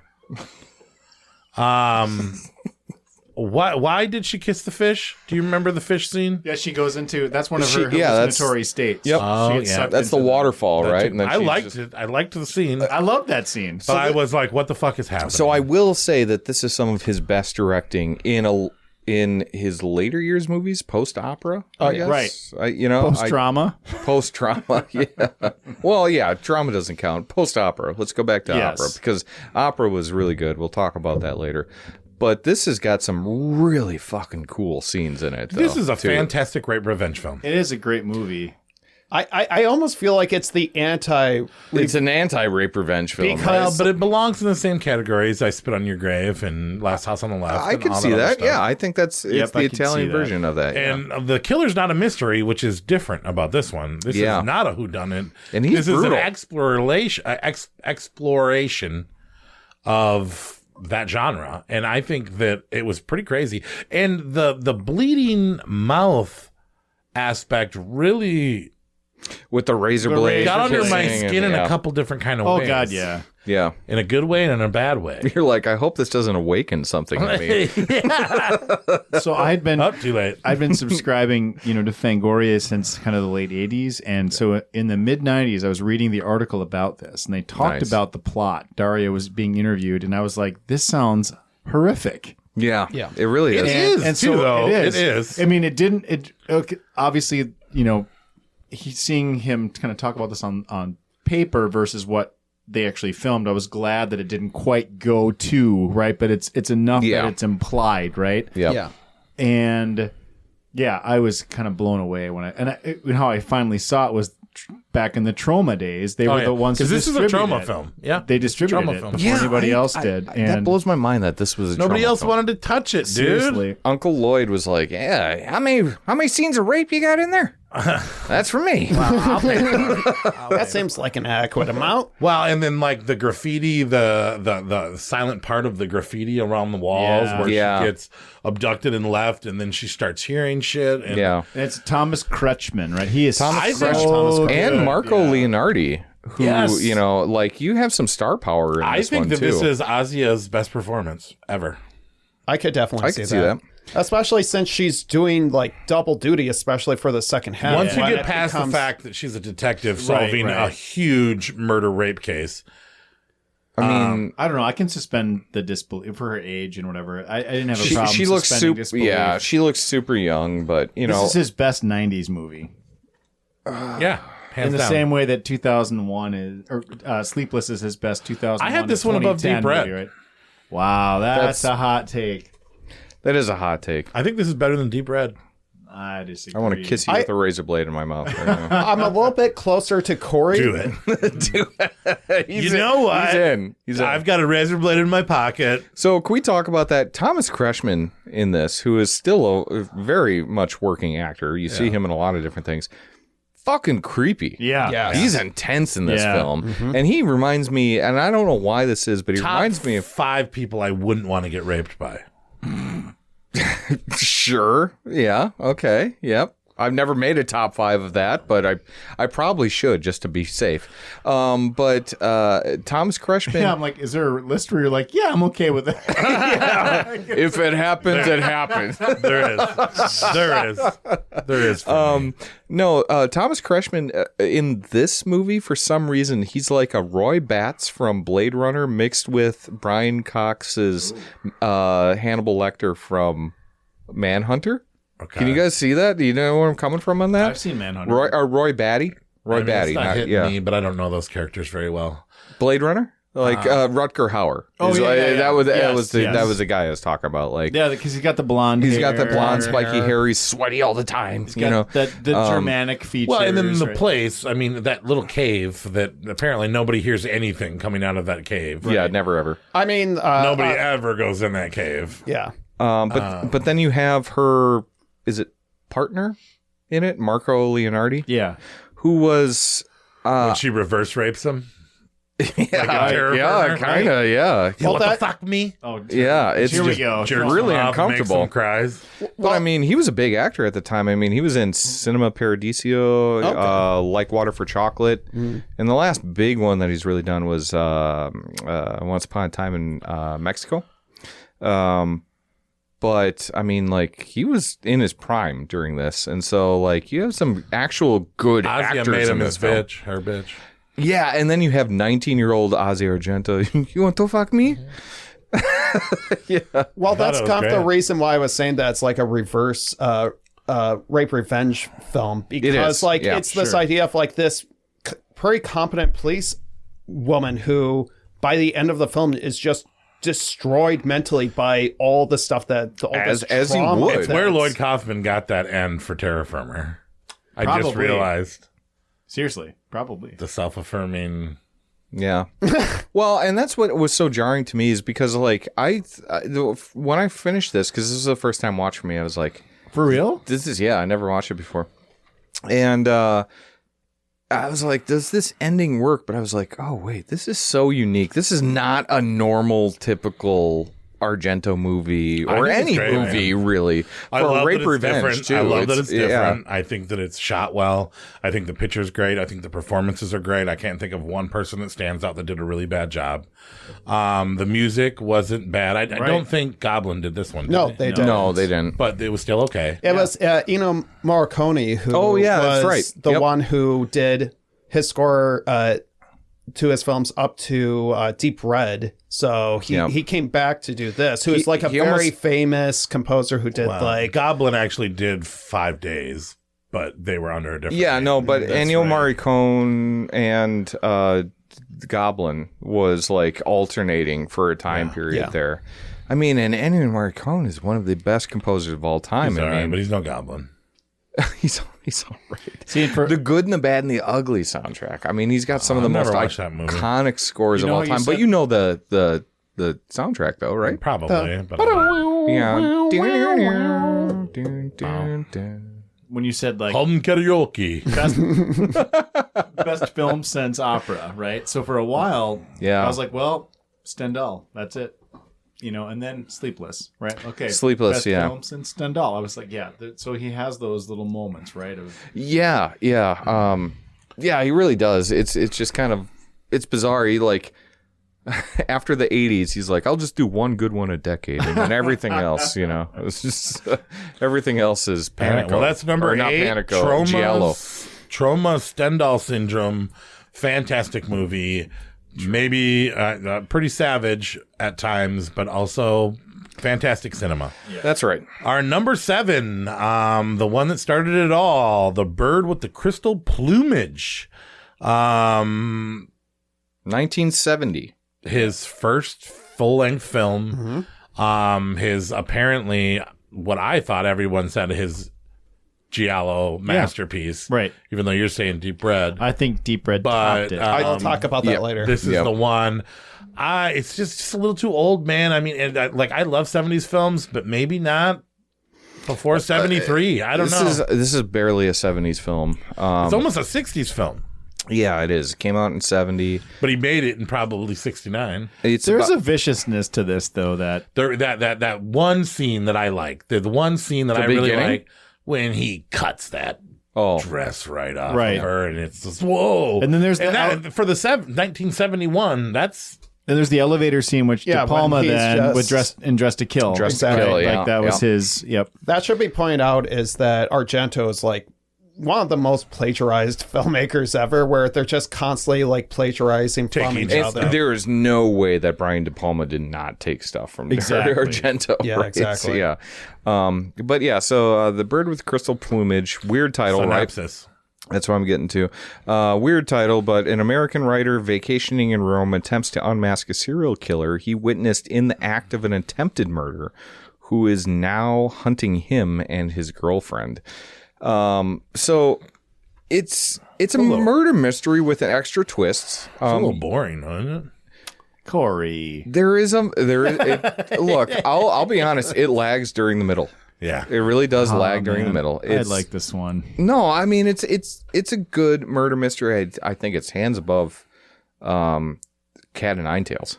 Yeah, absolutely. Rewatching that one, I was like, oh man, everyone talks about Cat and Nine Tails, likes right? it. And it's like, I really thought it was mediocre. At I best. put it above Honest. Four Flies too, although I really do like Four Flies. But yes, So strike two. First one was Midnight Mass, but you all motherfuckers got a strike from me on that one. But this one is, again, it's not a horror film. It is a murder mystery with additional twists Who in it. done it above there over horror? Totally who done it. It starts getting Whodunit, into that one word. giallo before giallo is firmly established in Italian culture. I feel right? like the only part I would push back on a little bit is that scene where I'm blanking on the character's name, but it's Susie Kendall. She's alone in the Julia. She's alone in the apartment. Yep. And the killer's trying to get in, and there's the the voice behind the door. I'm like, Yeah. I saw It is a creepy. The voice it is is good. a creepy I thing, saw yeah. this. I was pretty young. I was probably 16 years old, and I had known about it from reading like Fangoria, and it was on late night TV, and I recorded it on VHS and watched it later with commercials. But I don't think there was a lot you had to really cut out of that film. And yeah, No, for it its- wasn't very for violent. its and time, I was it's- like, "Wow, this is pretty effective." Well, But for its time, it had like For kind of its time, sexiness. yeah. It had a for its time. yeah. But I think as things went along, there's other options that. Oh, sure. But I mean, this is the thing that kind of created that mold, right? That, like you said, so plagiarized, even by other Italians, right? Yeah. When you look at the other slashers giallos that and came, stuff. and slashers for sure, and that was the Bava thing too. Like I think of Blood and Black Lace and Bay of Blood, right? Those were Yes, Bay of Blood is like really when okay, by the end of the 70s, giallo is a firm Italian staple. Yeah, right. You could maybe make the argument. This could be a hot take that Blood and Black Lace is maybe a more savage film than. Is that 68 when that came out? 64, I think. Oh, okay. That's a more savage film than Bird with the Crystal Plumage. But I would agree. But I think what Argento brought was the style, right? Like, which, and there were films. I mean, like Torso's what 68? No, that's 73 or 4. Torso was really that's shit. after Torso's 70s, which is a great movie, though. You're right. But there's all these like spatterings of these types of films where it's like 73, 73 for that, and then Blood and Black Lace was 64. So. Oh, okay. Well, Mr. fucking Crown Andrew over here. Yeah, look at him go. That's why we bring you guys on the podcast to correct us for sure. But yeah, there's this spattering of these giallo type films, but it's not firmly stapled until you get a little further, and probably like 73. I want to say 73. You probably have a lot of like the Margaretti films, or not? Martino. That was Sergio Martino films. Correct. Those have already come out. Yes, and but Margheriti you're thinking of, right? Yeah, but that was more like fucking action saying stuff. Italian names at this He had point. some gothic stuff. I love Castle of Blood. Dario Argento, Crystal But he was Plumage. more like there was some of it, but he's more of like an action. So what's a plumage? director. That's See, I knew you were going to ask that. Bird wings. Like velvet. Where's the bird? Yeah, where's the Crystal fucking plumage? velvet? Where's the plumage? Where's the in the bird? movie, I don't right? think. Yeah. Do they have crystal wings? No, Anthony, you got this. What's the crystal plumage they talk about in the title? The Crystal Plumage. I thought that was the back portion. Actually, I'll double check. Because there's a bird that's like, or whatever in the background, right? That's how they kind of piece together who the killer is. But I think there is a... Oh, it just says a bird's feathers collectively. Yes. So it just means like, it's just another way to say feathers. For some reason, I thought it was like the tail feathers or something, but I guess it's the entire thing. Put together. Yeah. You know, it's an interesting name. I just don't know. Maybe they could have just called it like "Stab That Bitch." It is called the Hatchet Murders, even though not a single hatchet's used, as far as I'm aware. Well, that's Deep Red. But yes, Deep Red. Yes, okay, never mind. Getting ahead of myself. But really, That's the this is best one. like one of those staples that like starts that giallo thing. The bird with the crystal plumage. Lucio Fulci starts up around this time too. I think Lizard and Woman's Skin. Yep, he did is the same Giallos time. then. Don't Torture Yeah, That it's Plane. next year. Yes. Yep. Iguana. I was thinking of like the animal names, Yep. right? Because this is when Argento made his 3 Animals trilogy, he was doing like a ton of films all at once, and then after that he had more of a painterly artist perspective of like having, instead of like the typical Italian like output of making like 3-4 fucking movies a year, he's doing like one every 3 years or so, like to give himself He slowed down. distance. He did what Oz Perkins should do. That's a hot take. Yeah, no shit. No, I agree Oz though. Bad Perkins. Well, and then you got Lucio Fulci doing the Woman in Lizard Skin or whatever it is, and then Don't Torture a Duckling the next year. Yep. Then he starts making like crazy films that are very bleak and stuff after that. But yeah, between those two, they really kick it off. Wow, that's our number 7, The Bird with the Crystal Plumage, which is... Would you say this is a the staple, wingspan. though? To just start out with?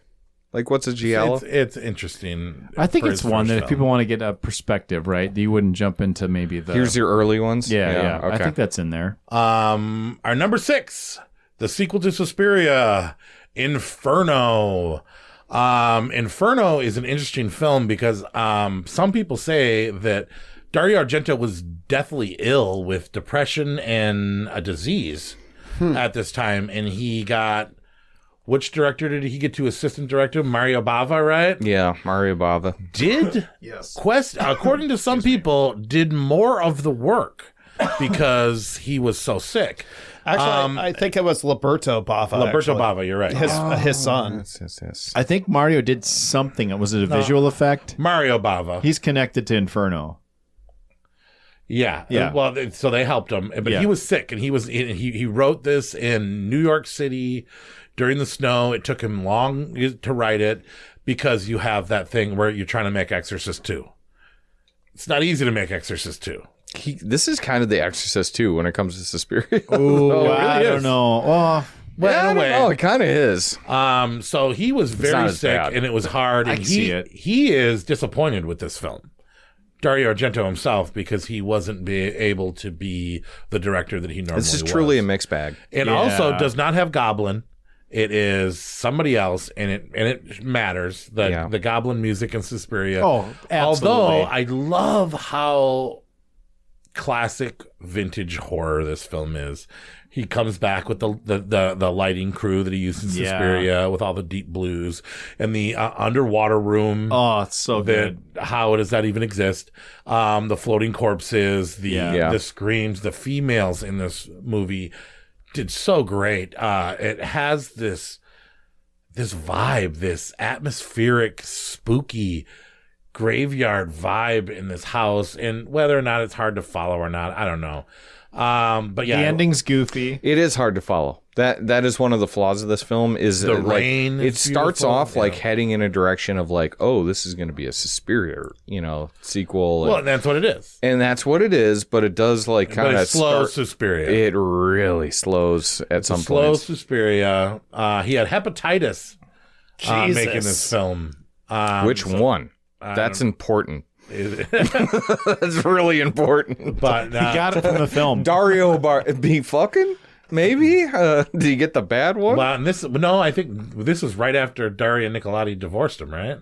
Probably. Well, she wrote this with him. She was in this film. That's the other thing we didn't talk about. She's in so many of these movies from the 70s and 80s, right? She's in. It's incredible. Well, and Tenebre, which was after this film, so either and Phenomena and Opera.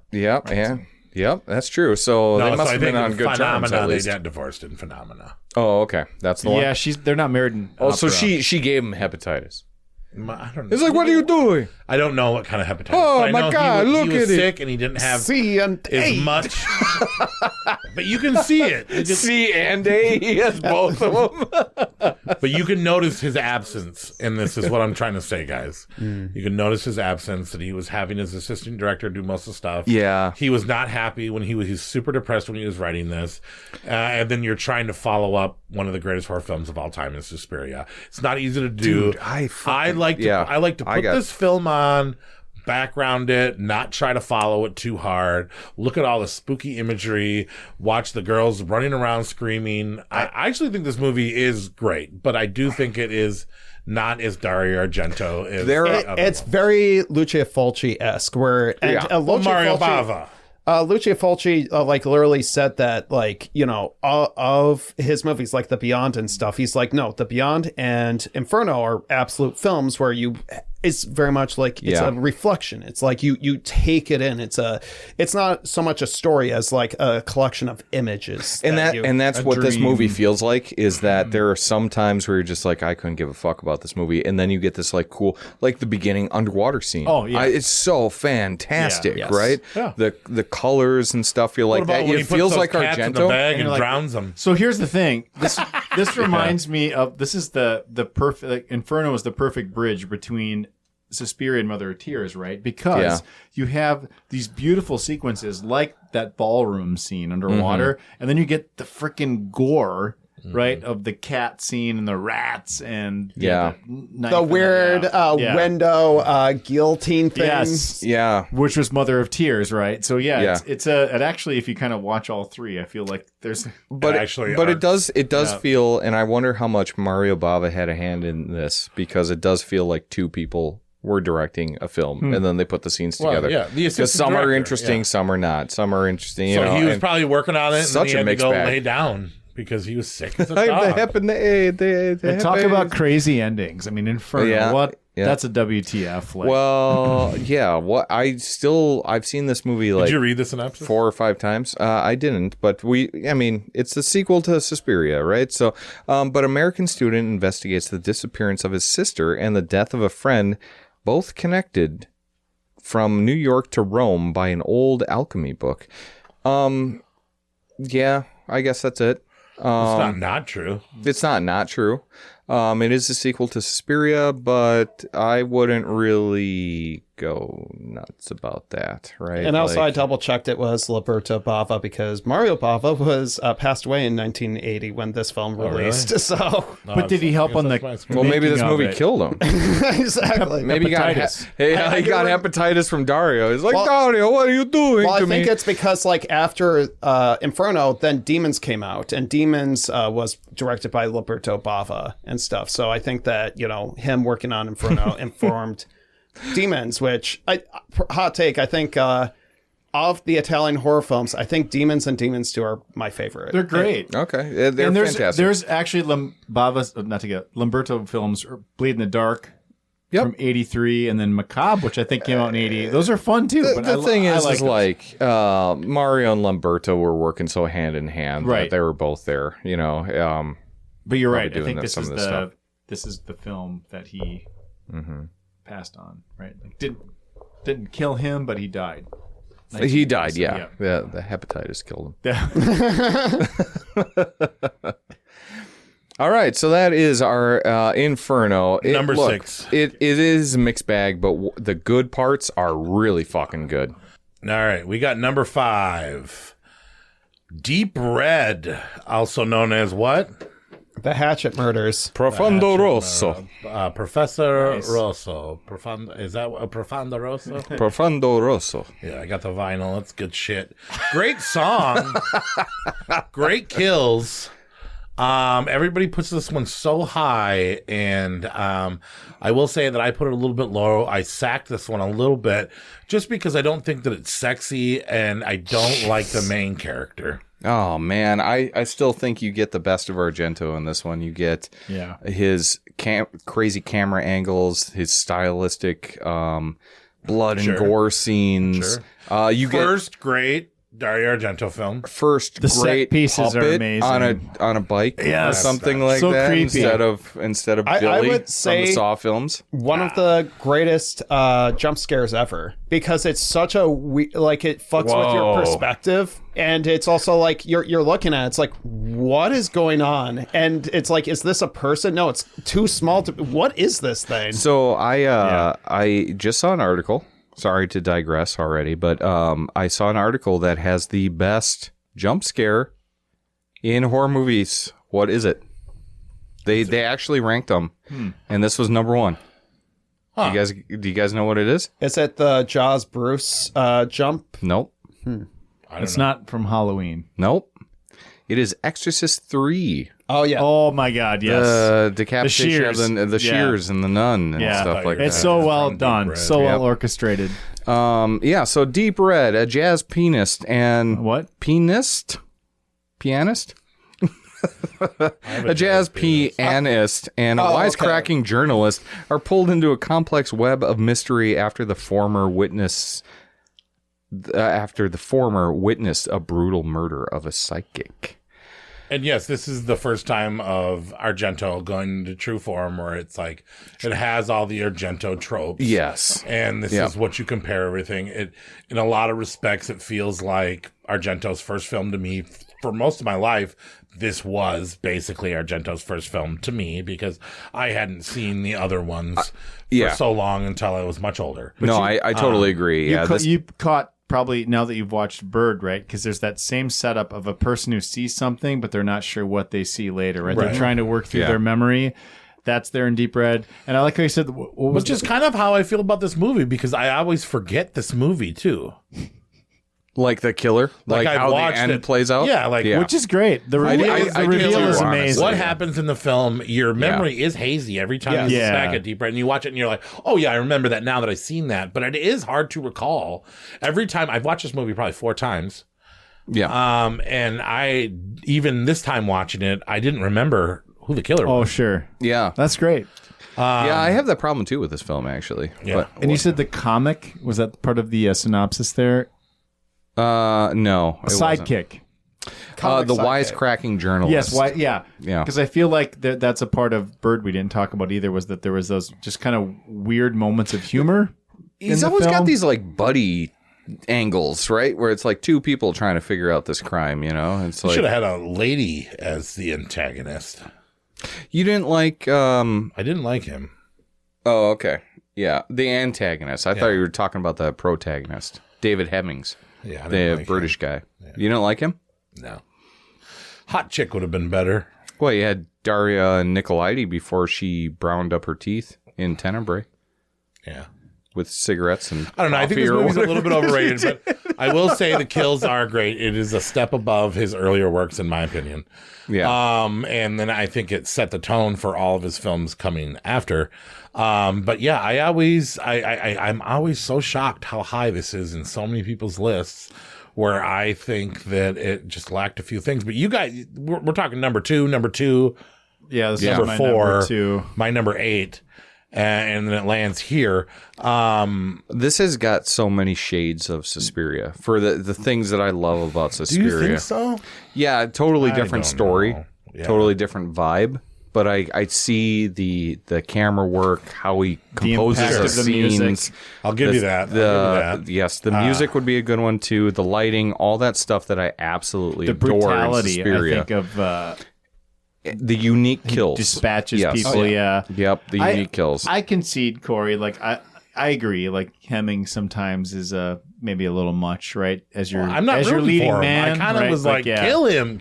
Yeah. Kill him. Yeah. Kill him.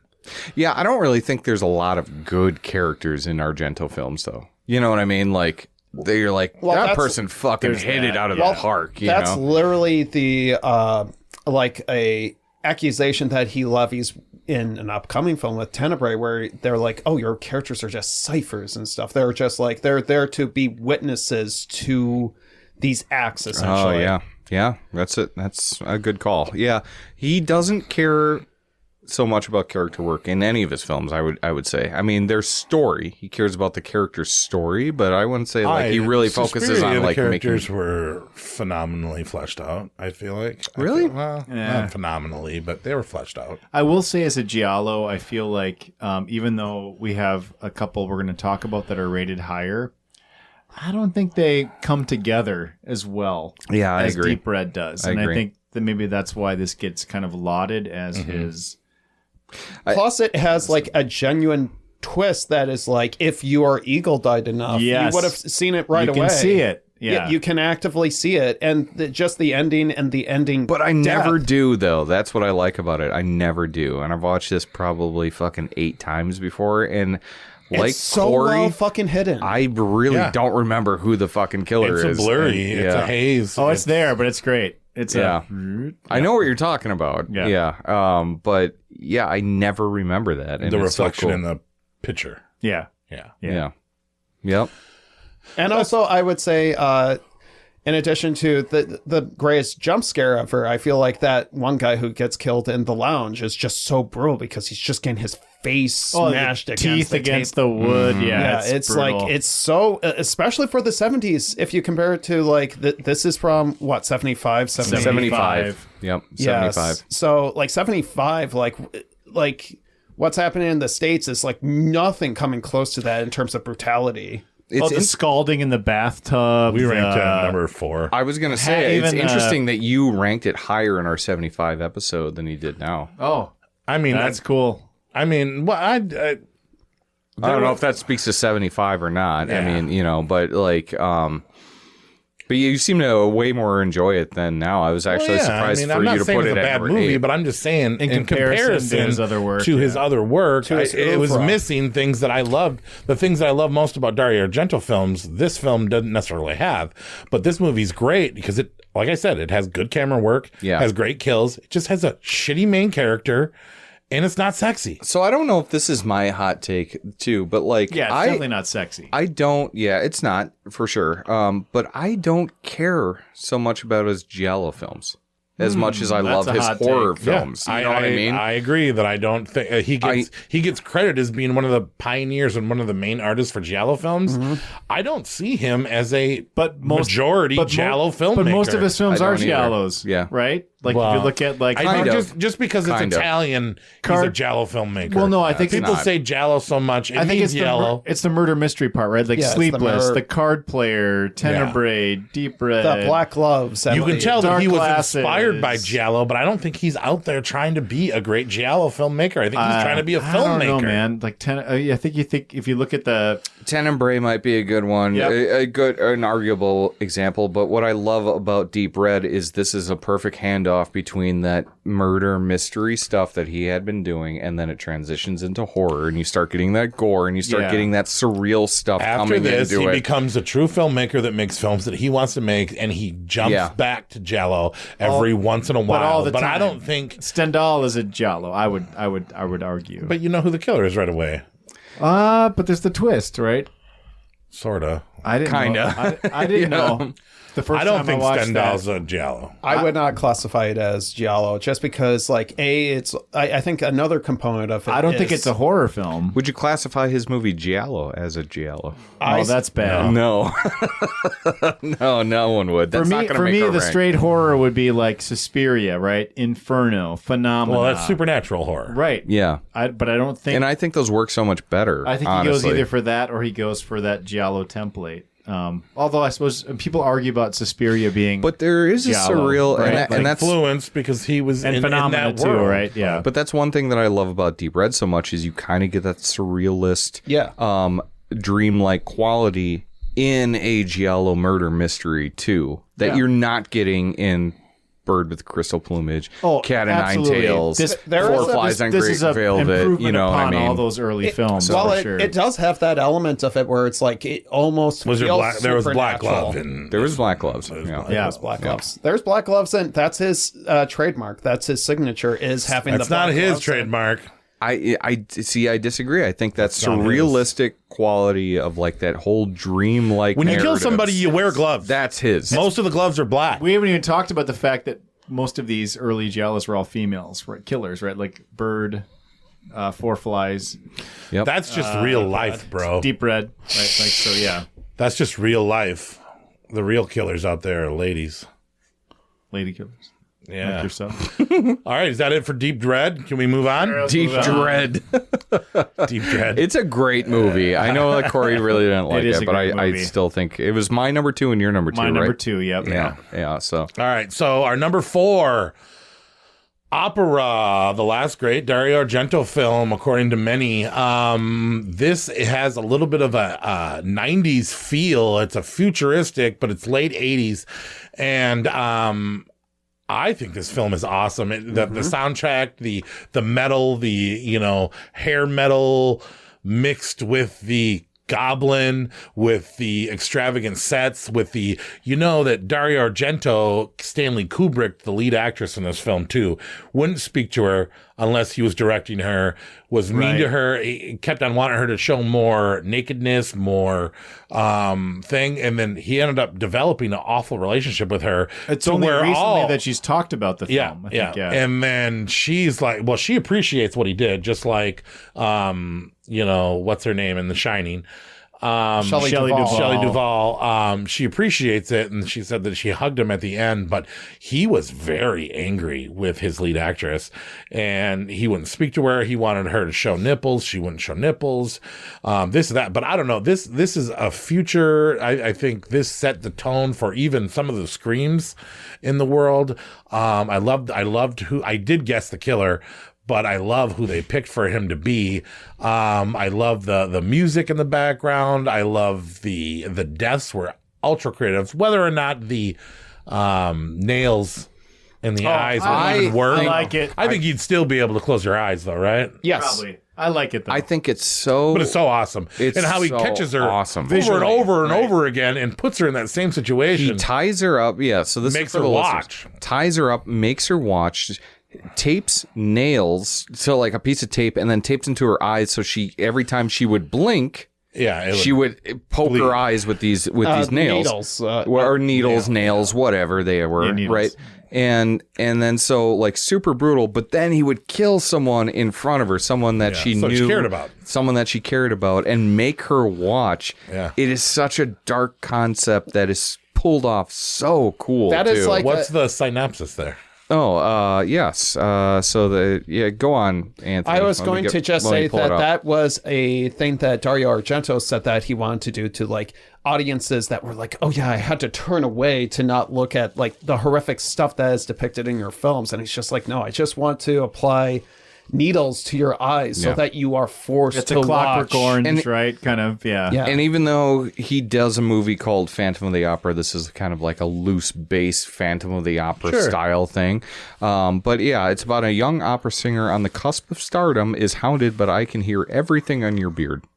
With you petting it with black gloves on. The fucking giallo, like. Sorry, I was listening. That's what people do. But a young opera singer on the cusp of stardom is hounded by a psychopath with a connection to her past who forces her to watch as he brutally murders her friends and colleagues right in front of her in the fashion that we just told her. Piece of shit. And he is fucking... he's nuts. But you get some amazingly beautiful opera. The music is great. Yeah, it makes me really. I've never been to like in real life. Not I've never been to an opera. Right. I want to now after watching this film. The opera scenes are beautiful. The metal music is awesome in this film. Not as good as Phenomena, but we'll get to that. The kills are very impressive in this one, and he's pulling. He channeled that Suspiria vibe for this one. Sure. Don't you think? I don't know. With the he's got some of the qualities of the camera work. The lighting. I don't see the lighting.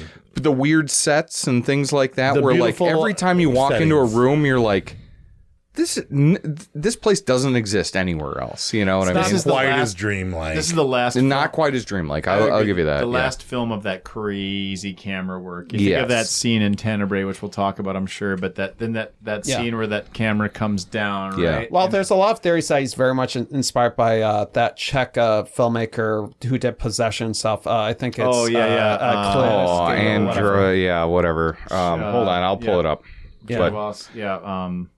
But like a lot of that, like free moving like camera work and stuff, and it's just like it gives a real sense. Why did I say I was going to pull it up when I can't pronounce his fucking name? Possession was like what 80, and then Zulawski. Yeah, Zulawski. Possession was 81, and then you get to Tenebre, which would have been after that. Yeah, that's a good point.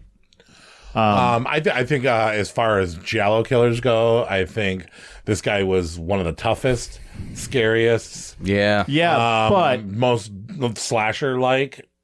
The but is, I feel like it was like what?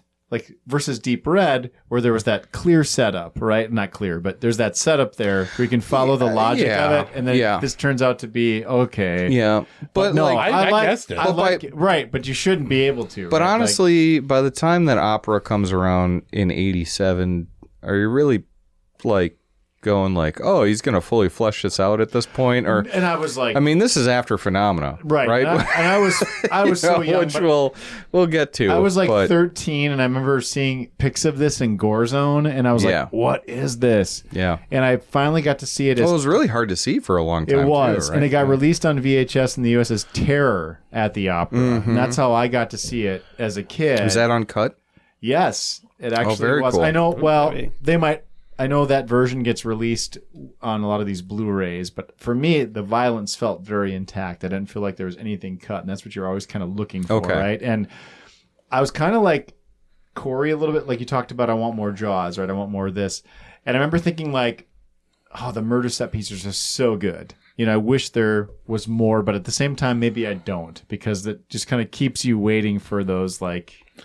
Well, you're a punctuation marks. You're a sick person, so whatever you can imagine in your mind, I'm sure, is even more twisted than Dario Argento. Where it's like, no, I want to see the necklace being actually torn off her actual throat instead of it just being inferred. Oh yeah, the snipping. Yep. The snipping. I mean, there's so many, like you said, great moments. The on the coat. hanger thing, right?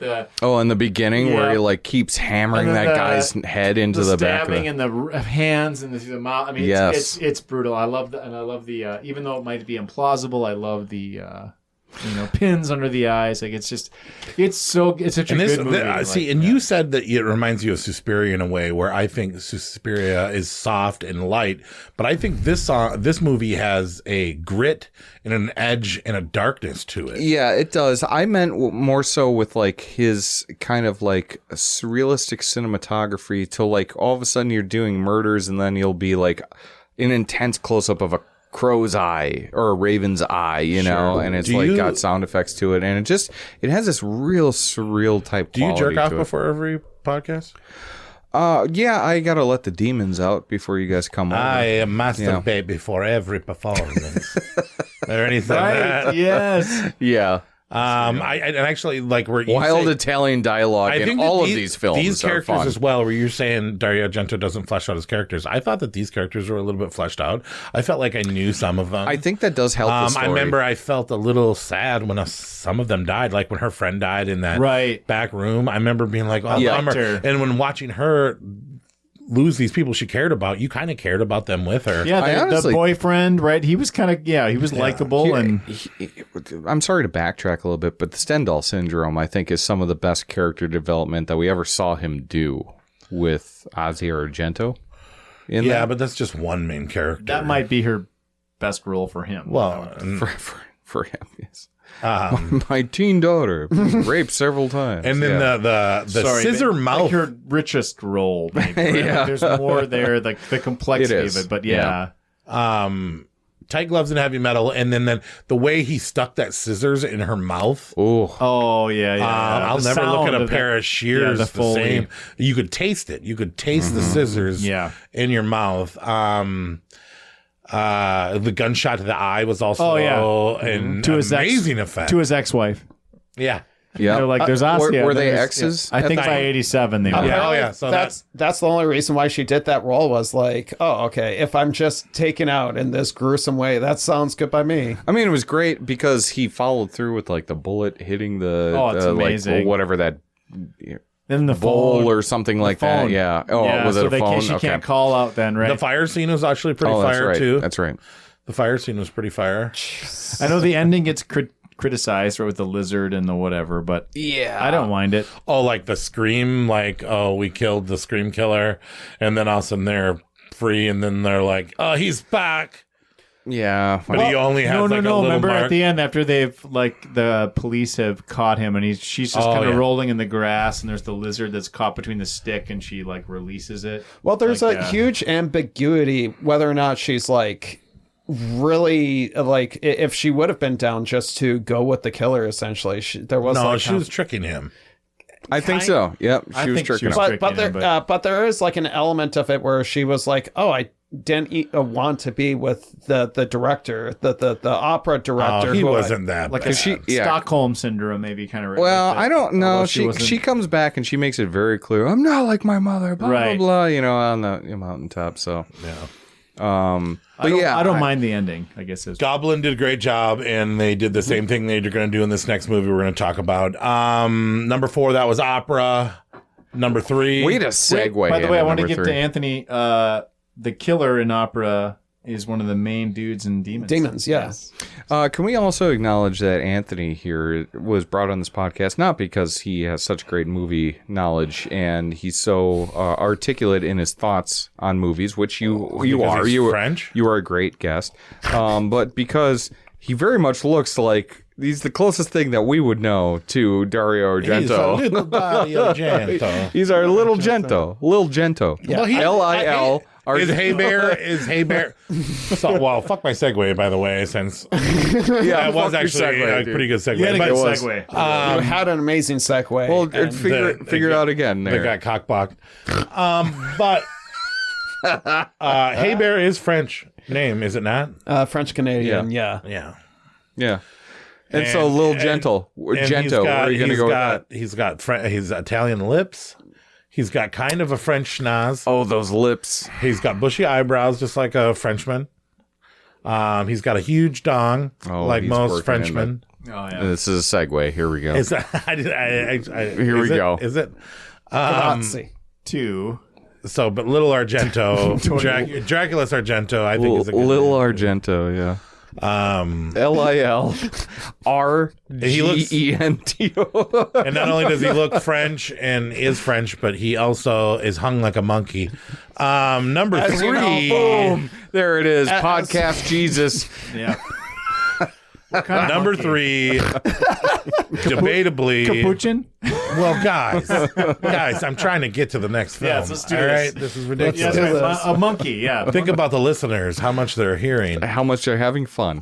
Number 3, Phenomena, also known in America as Creepers. I had this at the top of my list for a little bit of time, but I was really worried about As that. did I, Nate. I just want you to know that, but He almost did too. Okay. This is Dario Argento's 1985 film that came out the year that I was born. And the first film that he made without the help of his family. You ever notice when you're watching a Dario Argento film, there's Claudio Argento, there's Salvatore Argento. Yep. This movie does not have all those. And he wanted Daria to separate... Nicolaides did not help write But this she's movie. in it. She's in it. Well, and his first daughter is actually in this film too. But she doesn't want to act, and she didn't really like it. But she's in this film. You Also see in that. Demons. Mm-hmm. But just like opera, it mixed Motorhead, Iron Maiden with Goblin's fantastic score, where the soundtrack alone, I could watch this film blind and love this film with the mix of Jennifer Connelly's amazing, sweet pre-Labyrinth voice and the music and the ambiance. Flash of the Blade by Iron Maiden. Yes. Just, man. Greatest Iron Maiden Underrated song. cut. Yeah, I love that. I've been playing that at the bar all week. It's a great song. Just pissing people off. They're playing Luke Bryan. Again! I'll put Iron Maiden on again. Good for you. Flash Blade. It's We so want good. Post Malone. But yeah, so Phenomena, I think, is arguably my personal favorite Dario Argento film because it is. This was your number 2? It was my number 2. Okay. I was stuck. I can't deny that Suspiria is not. You and I were in the same boat. Yeah, it's the best. Spoiler it's his alert, best film. but yeah. Well, according to me, Yeah. I had to pick it. But I don't know. If you were like, hey, Corey, let's watch a Dario Argento film. First film that ever comes to my mind, Phenomena. I want to watch Phenomena again. I want to dissect this film a little bit more. I want to understand it more. Phenomena. Phenomena. This movie's my jam. And I think Jennifer Connelly was a perfect casting. She got the job for Labyrinth after Donald this. Donald Pleasance shows up, kind of still being Donald Pleasance. That's okay. The evil is here. In a wheelchair this time. Yeah, exactly. Bring me my monkey. I like how Jennifer Connelly's name in this film is also Jennifer, so it makes it easy to know. Corvino, right? She eats baby food in this one and makes no big deal. And her father in this show was originally supposed to be Robert De Niro. So in the script, it was like, my father's Robert De Niro. And then they were like, oh shit, we better run this by Robert. Corvino. We better fucking run this by Robert De Niro. He was like, don't do that. I don't want people thinking that I have some daughter I don't care about that wants to fuck me. So then Dario Argento must have really loved Once Upon a Time in America then, right? Because that's where she was as a kid. Yeah, He that was might her have first written. film. Did he write that script? He didn't write that one. He did write Once Upon a Time in the West. But He Thank didn't you. Yes. do Once Upon a Time in America. Oh, wait, no, it's not Robert De Niro. It's Al Pacino. It was supposed to be Al Pacino. And Pacino. But You're it's, right. Is Thank her you. dad Thank like you. Robert Corvino? Is that right there? Yeah, but her dad, they did do Robert Corvino. Pacino, Corvino. Yeah. Sorry. The Robert, I guess, threw me off. But I mean, you're it right. makes a little bit more sense because, like, her roommate is like, oh, he's so dreamy and stuff. And, Robert De Niro. Robert De Niro's dreamy, too. Back then, yeah. Yeah, but for Al sure. He Pacino was the and young Serpico and, like, Dog Day Afternoon, he's hot. Either one would have been fine. You're talking 70s Pacino. This is Sea of Love. Pacino in the 80s and late 80s and whatnot. So, yeah. Corey, this is sexy thriller Pacino. Corey, the one thing that's interesting, I'm just thinking about this, is that I can see why the turmoil was, do I do Suspiria versus... There's similar films in some ways with that kid who's at a boarding school essentially. They're similar. Yeah. They are very similar. And there's supernatural the elements. setup is the same. Yeah. It just goes a different way. Yeah. And Creepers, I don't know if you guys have seen the difference between Creepers and Phenomena, but Creepers is way shorter and does not make sense and does not make you love the movie as much. But I think Phenomena is a much better cut. So, and I don't know. Phenomena is... Creepers was my sort of... if my memory serves me, this was my gateway to Argento because I saw Creepers in the 80s because of the box art, right? Yeah, very cool box art. And then, of course, I had been reading about... Corey, can you do me a favor and post pictures of that on our Instagram page? Yeah, you should. For people that aren't following our Instagram page, why not? But we're at Savage Horror Creeps. But Corey will definitely post pictures of all our VHSs. Sure. It was feel free to throw that picture I sent in the group chat too up there. It was at least, I want to say probably 13, 14 years before I saw Phenomena, right? The unrated cut. Yeah. Between that time, I was able to see Suspiria and Hatchet Murders was the version of Deep Red I saw on VHS for the first time. Then, of course, Terror at the Opera. And, so anyway, this was that's why I kind of rated this one higher initially because it was that nostalgia factor. Yeah, for sure. Yeah, you got it. This is my personal favorite, but I understand that there's another film that is better. Yes. Yeah, but anyway, Phenomena, very good film. It's about a young girl who has amazing ability to communicate with insects. Is transferred to an exclusive Swiss boarding school, much like the German dance school in Suspiria, where her unusual capability might help her solve a string of murders. Yeah, that's pretty much spot on, actually, for this one. Let's talk about the monkey quick. Let's talk about the monkey. Oh, can I? Yeah, finish your thought. Well, I want to talk about the insects before I talk about the monkey. Let's talk about the good before we talk about the bad. Me. The insects. Sex. Okay, sex, yes. Okay. Oh, he wanted to talk about sex. Let's talk about you and me. You were talking about incest. There we go. That's what. Yeah, no, not till trauma. Film. Yeah. Well, there's a little bit of it. Anyway, so Dario Argento he's always fucked around with insects in his movies, right? And animals in general. This one a lot. This one is to an extreme thing, and if you want to see creepy, gross insect stuff in a horror movie, this is a fucking great movie. You thought her eating baby food was gross. She kisses these insects. And then Dario Argento, this is what, 87? 85.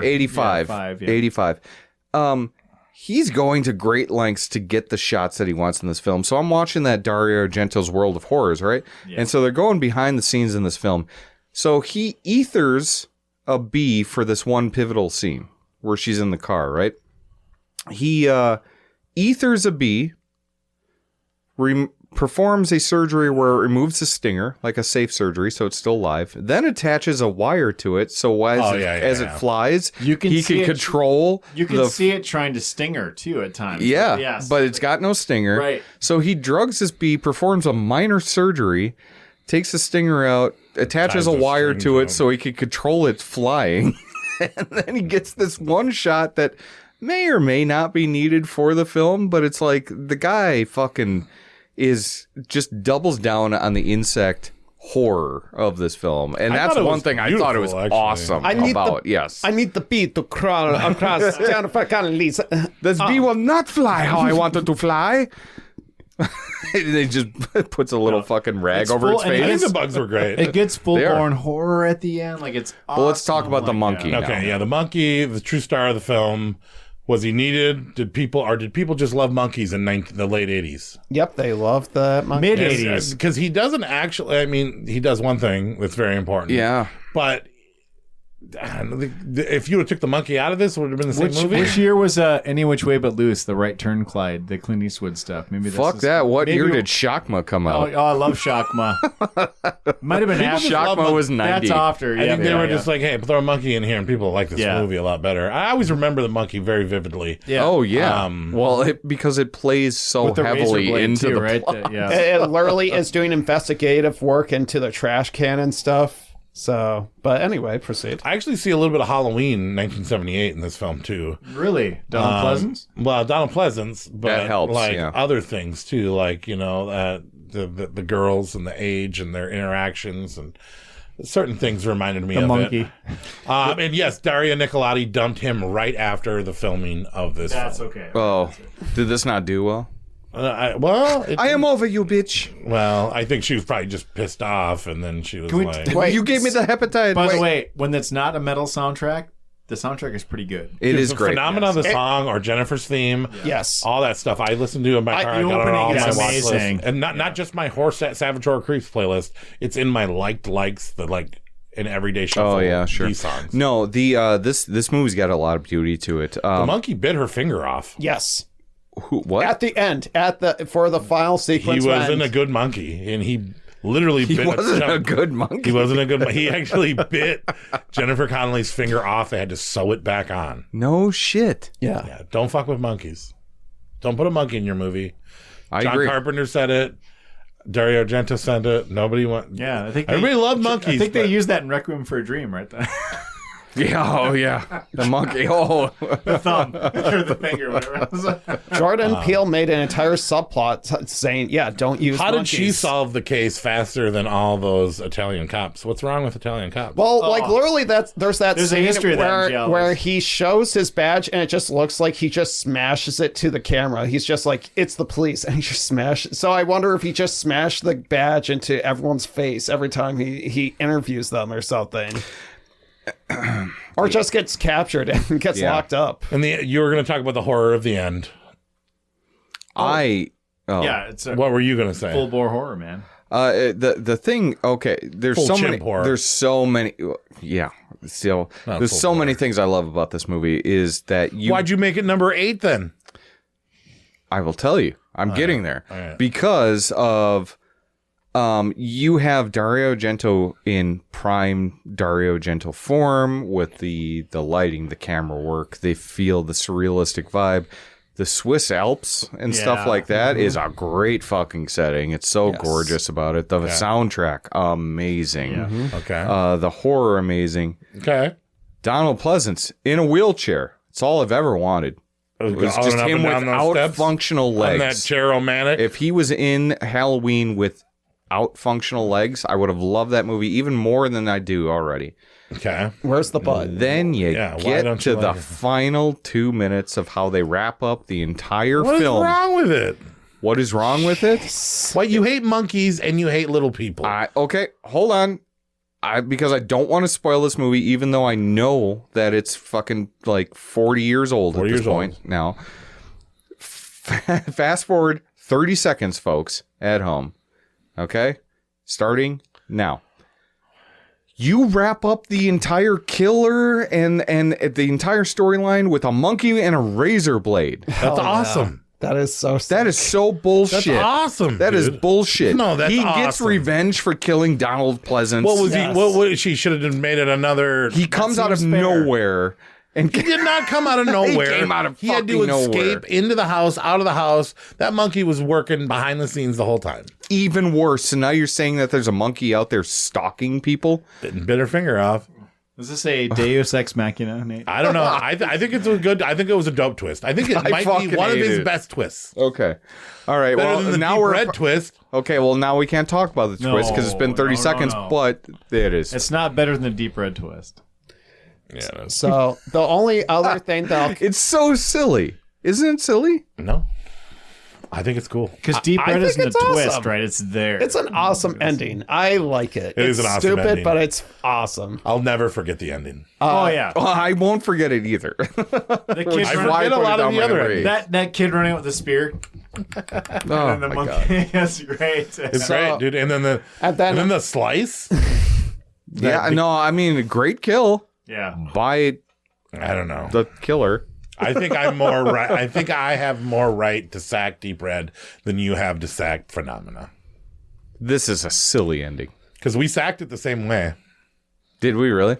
Oh, yeah, because your Deep Red was, I remember okay. it. Yeah, okay. No. Hey, you know what? So then we're even. So it's these two fuckers that sang Phenomena Well, actually, for you. So My as list a- was as like- a- Anthony's kidding. was no, most to source. it's so true. As a guy who was tempting to rank Phenomena Yeah. / Creepers at number 1. Me too, man. I'm with you. I also recognize that the ending is pretty silly. It's because very silly. Deep Red, it's there. You we don't see it. Yeah, right. yeah, This yep. is just feels like it's there? coming out of nowhere. Did you put creepers or phenomena at number 2? 3? Oh, you put it at 3. Yep. So for me, it was. Oh yeah, because Deep Red was 2. Yes. Yeah. Yep. And I had to override the nostalgia by saying like these are 2 Because I submitted my list first. And no, you guys I didn't respect look. mine. I totally didn't look because I knew I'd be influenced. But I'm like, nope, these are well crafted. To be fair, Anthony's list was closest to true than any of ours. So he apparently. Yeah, I blew mine up with he had giallo as first, right? No, just kidding. Yeah, exactly. No, I blew mine up with but liking before trauma way more than you Maybe guys we did. should move on to number 2. Actually, as the video game correspondent, because I constantly bring in video game related stuff, so there was a game that came out in '95 called Clock Tower, where they were just explicitly just the main character from Phenomena. Oh yeah, Like her name is Jennifer Simpson, and the creator just said that he liked the loved her character. Loved her character so much because she has a lot of agency. She's not just a damsel and stuff. She's actively trying to solve the case. And it's like, because I was curious, is there any Argento video games? And no, but that's the closest one. Good. So that is the video game correspondence. Video games are for corner. losers with no lives. All right, go number 2. Tied with our number 3, should I say, and won the tiebreaker from Phenomena is Tenebre. Killer cover, straight to your face, giallo horror, fashion horror slasher, giallo whodunit, hottest chicks in the biz. In the movie, in like of Argento's, the babes are fine in this one. And it plays out like it's kind of like a fashion show. Yeah. Well, no. Each kill, it's like check the outfits, the design. It has some sort You of. really fashion like Jane, influence. huh? Well, are you talking about Pyrone? Pyrones. That's Ania a curved Pyrone? dick disease. Pyrone, yeah. What? It's a pepperoni pie. You don't know much about it. Is this an Italian thing? No, it's the chick's last name. The cover chick, her last name, she's Anya Pyrone. Okay. Why is that so funny? Isn't that how you say it? But Pyrones isn't. That's what it is. I like. Right there it is. I don't know about this disease. Oh my god. Do you have Pyrone? I don't have. Is that why you know? Do you have this disease? No, but I heard a curve is nice. I don't, no, Pyrones is a bad curve. I think it's funny that we're all talking except Anthony right now, who is very silent during Pyrones disease thing. He's getting hot in here. Yeah, it's getting awfully hot in here. I mean, Corey has seen my penis, apparently, so he can contend. He cut the belt. I've seen the outline at least. Oh, okay. Very cool. Very cool. That was good. Anyways, synopsis for Tenebre. How about that? How about we get us into Tenebre? Okay. You can read the synopsis. I mean, like I said, it's the hottest chicks. It's cut to it. It is just a movie of people getting killed. Yeah, well, kind of. There's not as much more to it. It's an American novelist visiting Rome to promote his latest book, is stalked and harassed by an obsessed fan who is committing a string of murders that appear to be tributes to his work. It's kind of like The Dark Half. They don't appear to be tributes to his work. He's blatantly telling them that they're tributes to his work. I remember that. And he's taking pictures of every kill. Yeah, and he's trying to fanboy this writer, but the writer is on the cop side. Yeah. Well. Yeah. Well. And John Saxon. And John Saxon as his agent, which is pretty cool. Right before Nightmare on Elm Street 2, might I say. Yeah, right. This is the movie that got him the gig, and the coolest Doberman pincher, like... Well, that dog was out of control. That's a shock moment. Anthony loves this movie more than anybody. We all consistently had this in our top 3, but I think he had it the highest. Yeah, this was my top 4. This is my 4, I think. Yeah, this was my number 2. So this was my number 2. I want to say that John Saxon's character's name was Bulmer, which is pretty great. But yeah, the dog, amazing. Instead of just having a scene where it's like, oh, the dog goes to the cage and just barks. Yeah. It's that That dog is pursuing that dog's girl fucking intense. for like Relentlessly, 10 minutes. And it's doing stunts I don't see dogs normally do. That thing can jump over any fucking fence. If you put up the Jurassic Park it's like fence. some parkour shit, right? Right? Yeah. That was wild. Yeah. But what I liked the most about this movie is that with a lot of his giallos, with a lot of his films, it feels like he's just juggling a lot at once. This film feels the most like that. But then by the end, especially once you learn, you know, who the killers are, like the way that the film is structured and the way that it feels like it becomes more or less this metaphysical like approach of like Argento being self-reflective and being like, I was actually confused by the ending. There isn't killers, it's a killer, and then one decided to continue, right? Yes.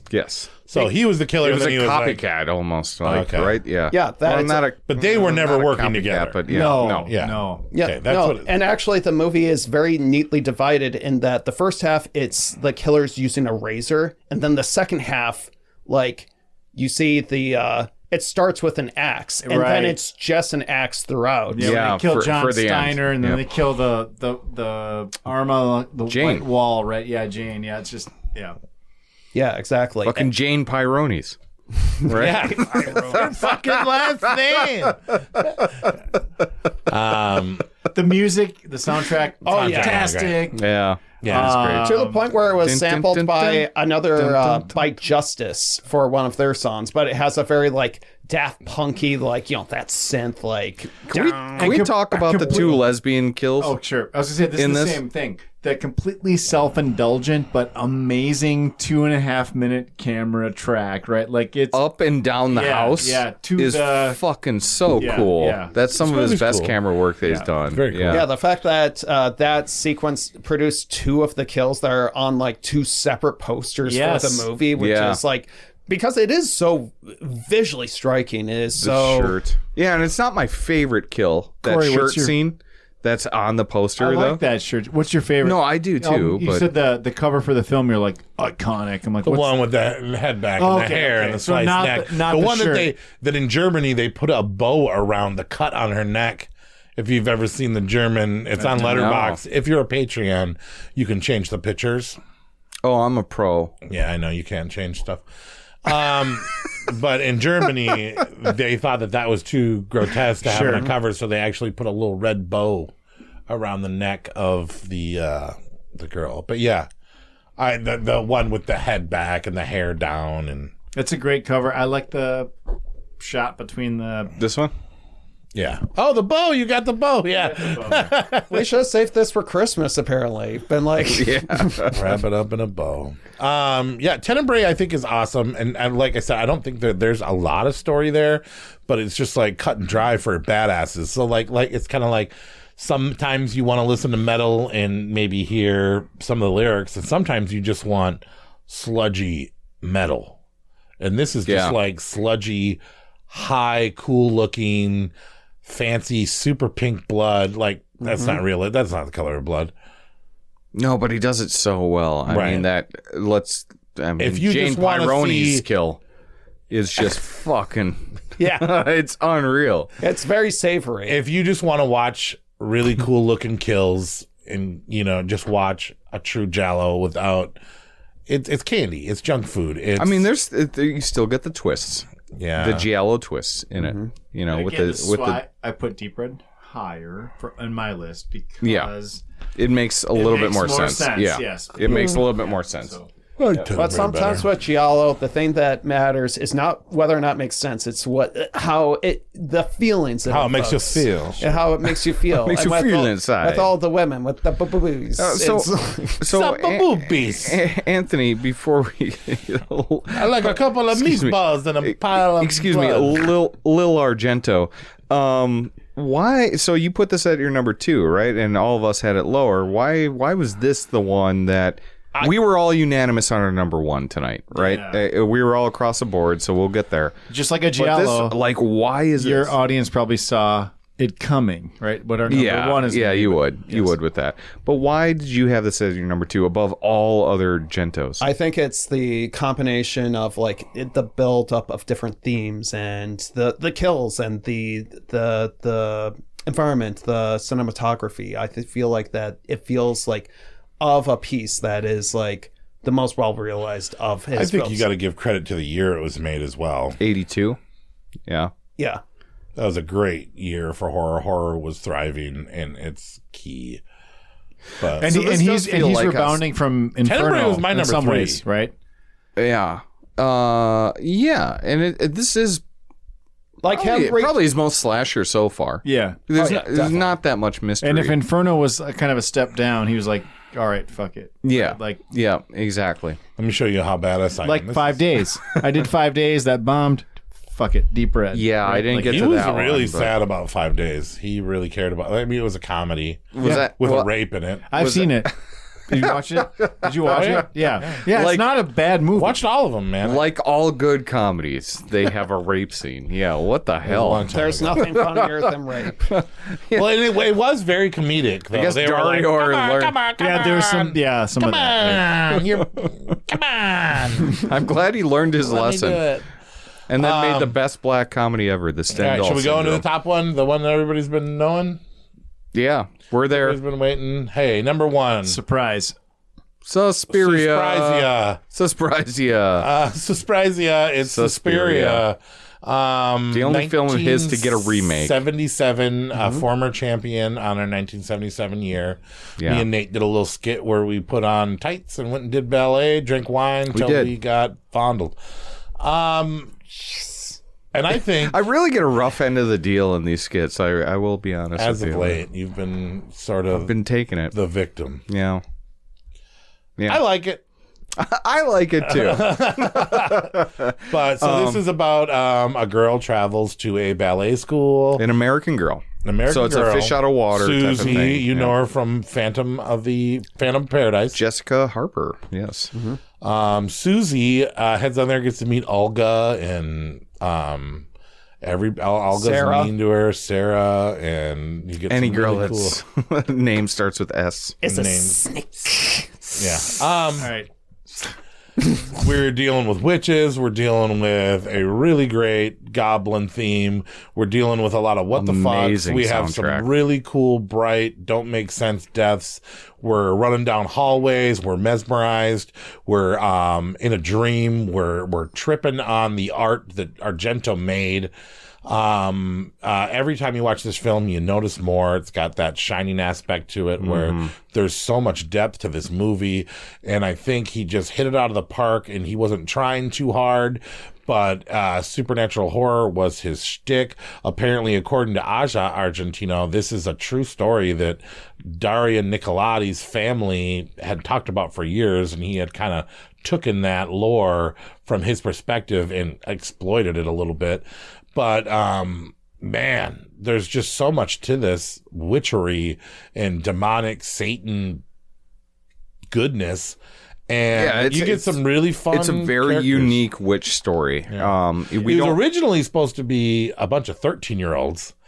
And so if you notice the way they talk, how they're immature and they're sticking their tongues out and stuff. Right. Yeah. Well, so originally it was So going to he be kept the 15 and script. 13-year-old. He kept the script, but Okay. he recasted older people, but then he didn't change anything. So you got these 18, 19-year-olds acting like 13, 14-year-olds because they were like, hey, I don't know if we But want I think that works though because they established like the whole dance academy is a bunch of catty girls that are like cutthroat and they're out to like overshadow each other and you know they're all trying to like be noticed over all the other ones. So like them being catty and being immature is just kind of like par for the course in that setting. Did you realize that they also made like the rooms in the filming bigger to make the girls look smaller?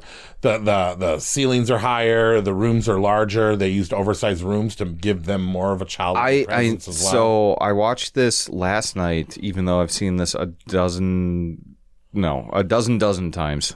I've seen it so many times over the years, and I watched it again, and I still got more stuff out of it. Every scene. Did you know that And I don't want to be. Sorry, I got to slow this down because I do not want to seem like I am exaggerating. every fucking scene in this movie is a feast for the eyes. Mm-hmm. Yeah. Every fucking scene. They walk into a room. It is structured. Could have used a monkey, though. It is structured so differently. The color palette. They're maggots. No, fuck that monkey. There's no monkeys in this. That's why it's my number one. Did you know Dario played the killer? Monkeys and midgets. I'm out. I know with the arms. But every fucking scene has got weird structures, weird colors. It's so surreal. You feel like you're like walking into a literal dream whenever you watch this. He hired Technicolor people for this film. Dude, and it shows. There was a team really where they were shows. like, hey, we have this new thing called like Technicolor, and we think that we could like fill up a room. And he was like, yeah, come on in, do my movie. Well, no one walks into their bedroom and they have one lamp there that is a red They don't bulb get enough credit in to the why corner, at the bottom corner of the room. That they fits deserve more everything. credit for this movie being great. I don't know what they're called, but they do deserve a lot of credit. Because Lighting, the colors lighting and set made this design movie and cinematographers are just like all top tier people. To be fair, you have to, if you're going to watch this for the first time, you have to see it with a good sound system and a good video setup. Because I tried showing this to some friends at an outdoor, like projected onto the side of the house. It just was not. No, you do. Yeah. You do. And there's a fantastic Blu-ray of it out there. Yes. And it makes all the colors pop that much more. Yeah. And it's so fucking, it is absolutely an artistic, gorgeous piece of work. And he's never been able to do anything quite like this ever since. When you make something that good, you can't. I mean, I remember. Honestly, literally, I think him making Suspiria that good. It's a curse. Yeah, it is a curse. Because he's always been. You don't want to make your masterpiece too early because then all you can go is down. The look is unreal. The music, the soundtrack. This is one of the most iconic fucking horror soundtracks ever out there. Well, It's so good. By Goblin. It's so good. The way he presents witches, it's a witch story. Mm-hmm. Unlike any other witch story that we've ever seen before, right? Like you're not necessarily seeing witches. And I don't know if what a modern audience would kind of come away from this with, but I remember seeing this for the first time pretty young, and it was scary, the ending. The witches were scary. Oh, yeah. That was like, Elena Marcos. You know, like the, I mean, and you don't see her, though, because she's invisible. She died like 300 years ago in a fire or whatever. Fear, you know? she kind of friends and that weird like terror when her friend comes back as that corpse. Yes, that is a horrifying scene. Yeah. And so you get like it's witches, but it's not like we're flying on broomsticks. We're not like it's Satan witches.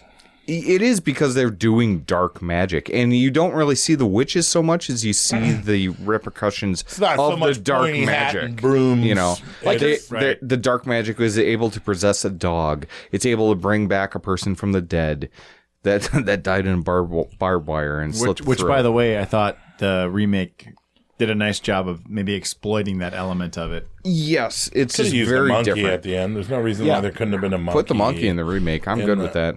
The monkey.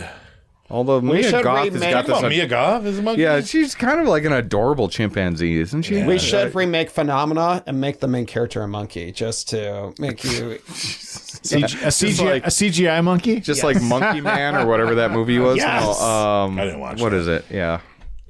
I would say that Italian horror is very much built on images, and I would say in Argento's entire filmography, the head falling through like that glass window. Oh, the hang news. Yeah.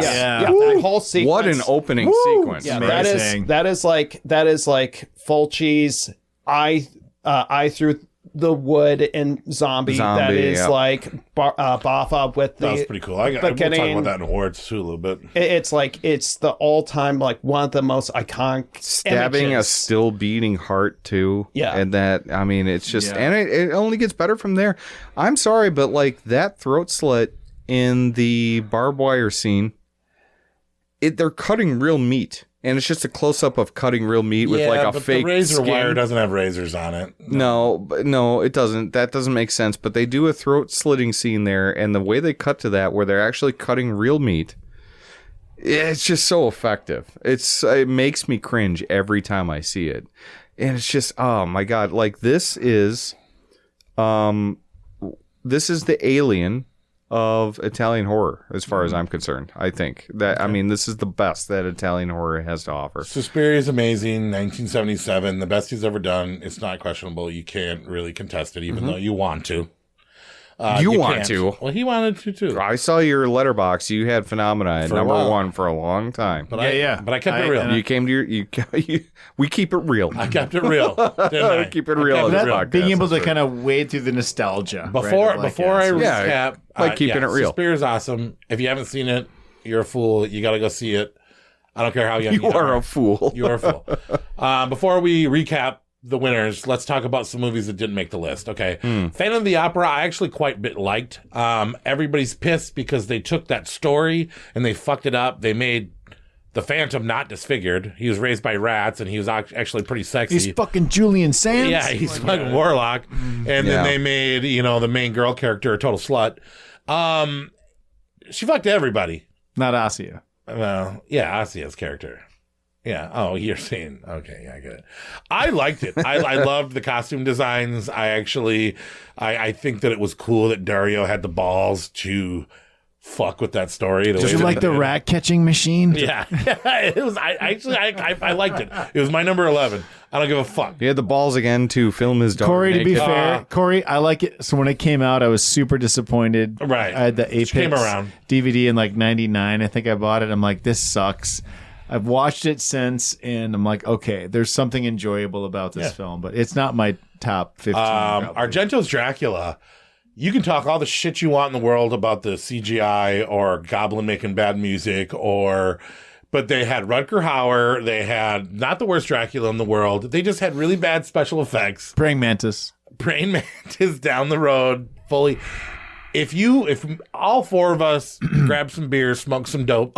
Watch that on a thing, dude. Is Kretschmann's in that too? Hearing Paul's commentary, Thomas drunk Kretschmann commentary alone would make this. I think he is. I agree. So much fun. I agree. And Adam, because Rutger Hauer's Helsing. I failed you. We were supposed to have that. Yeah, Adam wants to do that too.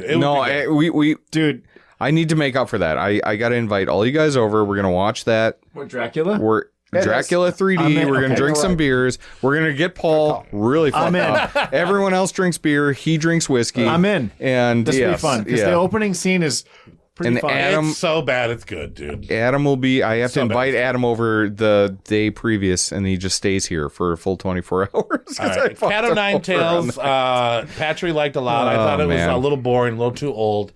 I gave it the nod because it's 70s Argento, but it's the weakest. I think of those. It is. Do you like Hitchcock is different? Teen.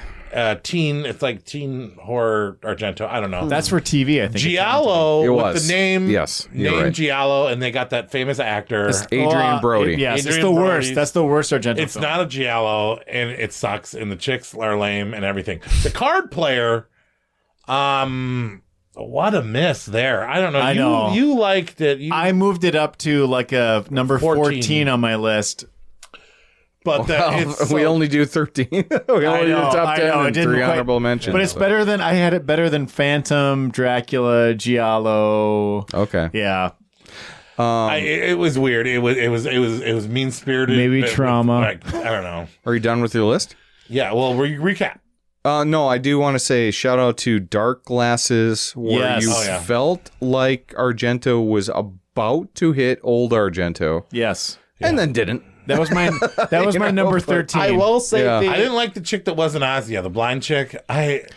Anthony, you and I had Dark Glasses at our number 13. Yeah. I was like, I would have probably, I don't know. I was kind of like iffy about Mother of Tears. There was a couple of good parts of that, but I don't know. It did a new version of the dog kill from Suspiria, essentially, at the end, where it's like very meaty and very. I had Dark Glasses at 17. Okay. Yeah. It's not that very I bottom. think I had it at... I actually had Giallo at my third to last. I thought Card Player I had it at 14, worse. actually. Wow. My 14. I would put...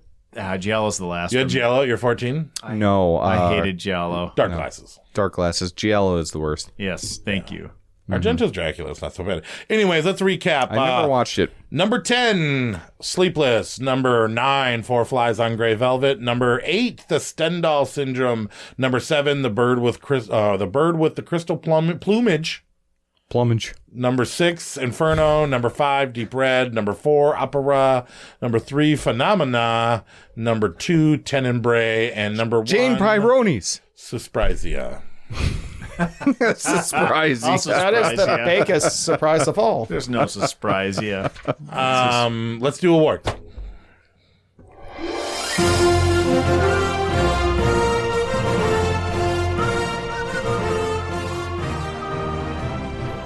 What do we have for awards? All right, let's see who wins the Black Glove. Best art in a Dario Argento film. Was it Suspiria, Phenomena, Opera, Tenebre, Inferno, or Sleepless? Best VHS cover, you think? Oh, okay. Or poster, or whatever. I think, hands down, I'm going to give it to Tenebre. I thought Tenebre was Tenebre. Yeah. Piercing, the yellow. You agree? Oh, man. What would you say would be a possibility? Suspiria? Deep Red? Suspiria. Oh, stop it. Suspiria that had nothing to do with the fucking movie. All right. Suspiria had very varied covered arts where I'm like, what is this? Yeah, Suspiria wasn't great. Yeah, all right, fine. Tenebre, fine. All right. Best title. German cover with the bow. Yeah. Best title: Suspiria, Tenebre, The Bird in the Crystal Plumage, Four Flies on Grey Velvet, or Phenomena. Best title? Yeah. Kind of like Four Flies. I do too. Yeah, it makes me curious. Makes sense. Tenebre. You're just gonna Darkness. You just don't even know what that word means. That's where you're like, I like that. I like that. I like it. Best song in a Dario Argento film: the Suspiria theme, the Phenomena theme, Flash the Blade, Iron Maiden, Tenebre theme, the Opera theme, the Opera metal songs, dude, or Professor Rosso and Deep Red. These are hard, dude. Up the irons, but baby. you have to pick one. Up the irons. It's Iron Maiden. I mean, okay, Phenomena had the best music. Iron Maiden's my absolute favorite band. Yeah. Flash the Blade. It's mine too. I'm saying. Wait, is that music or Goblin score? Best song I have. Even Goblin's tough because I like so Flash to the Blade. And Flash the Blade's Deep Red the best song to appear in a Dario Argento movie. What's the best theme? The Goblin Suspiria.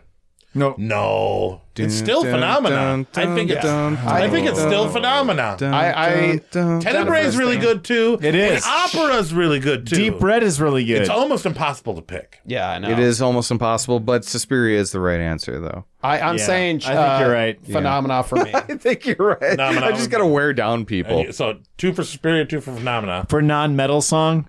Yeah, for Goblin theme. Yeah, Suspiria. It's hard though. There's some great songs. It is tough, but I just like Phenomena just having like the female vocalist and then just that. Opera's great too, dude.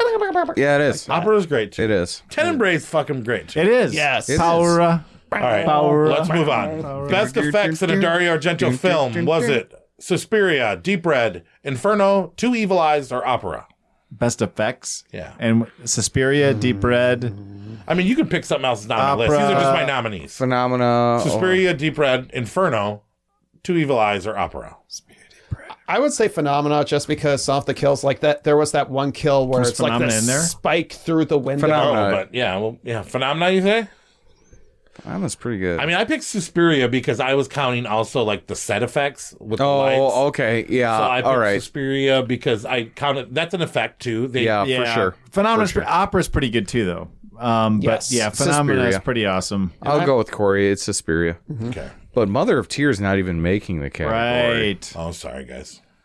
Guys, you know them all. You can jump in. You know. I'm doing these quick the night before. All right. I'm doing my best.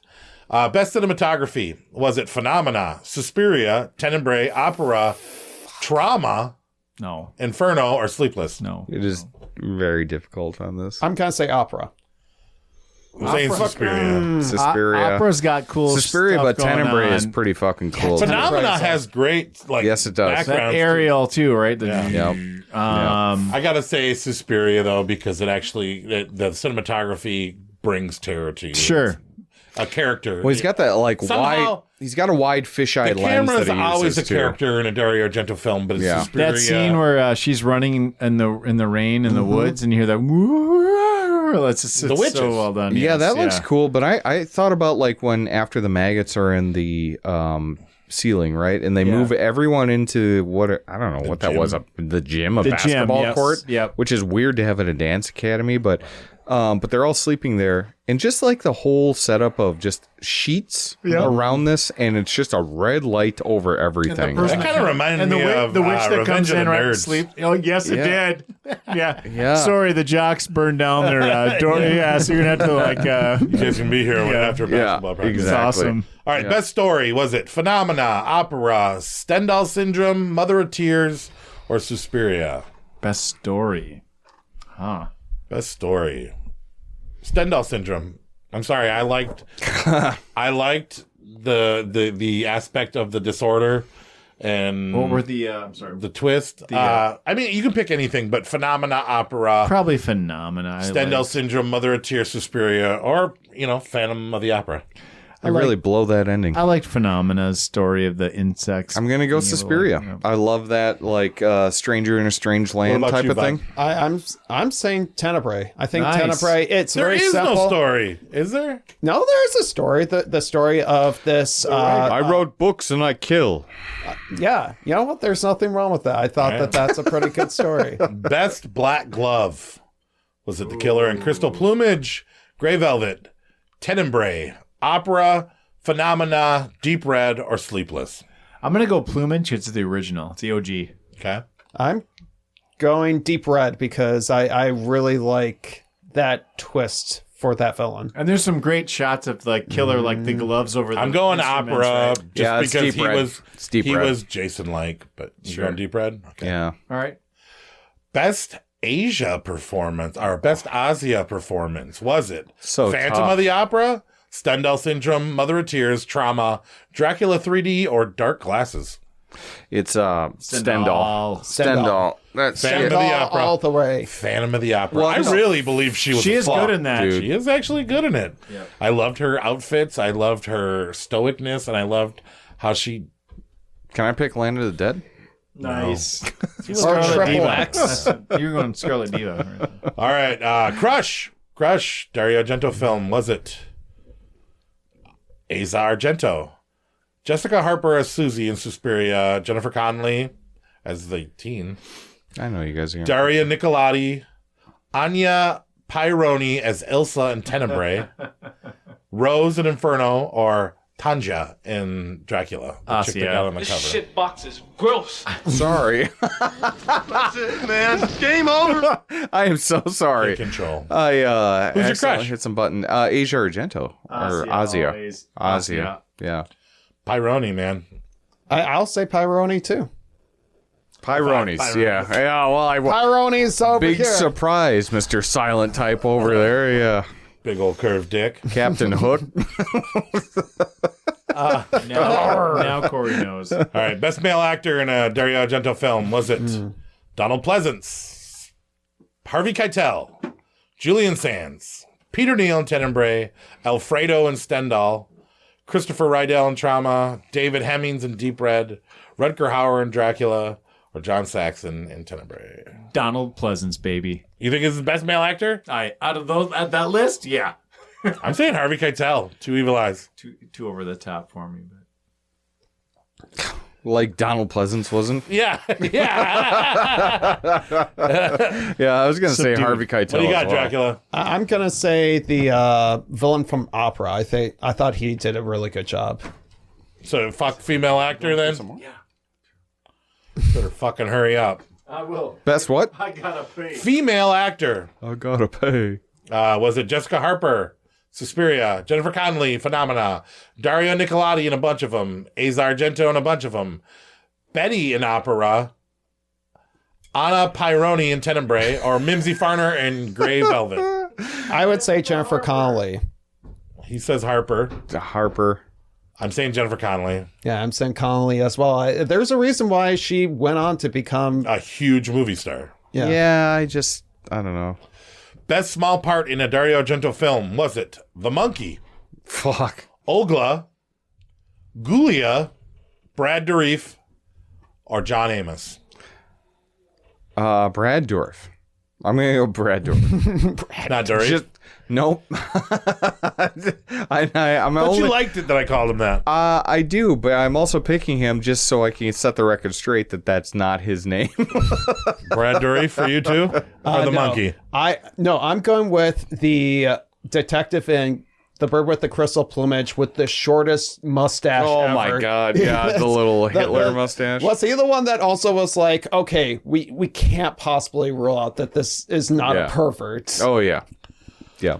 All right, most savage scene in a Dario Argento film. Was it the Stendahl rapes, the Plumage murder rape, the card player streams, the Phantom of the Opera rewrites, the eye needle glasses in opera, or the hanging scene in Suspiria? The most savage? I think it's got to be the opera murders with like making somebody watch their loved ones get killed. Yeah, the eye needle glasses, watching murders. Yeah, that's pretty crazy. It's hard not to give to Stendahl. Yeah, exactly. I still think best kill is I'm gonna surprise. All right, no, but please best kill. No nominees. It's really tough.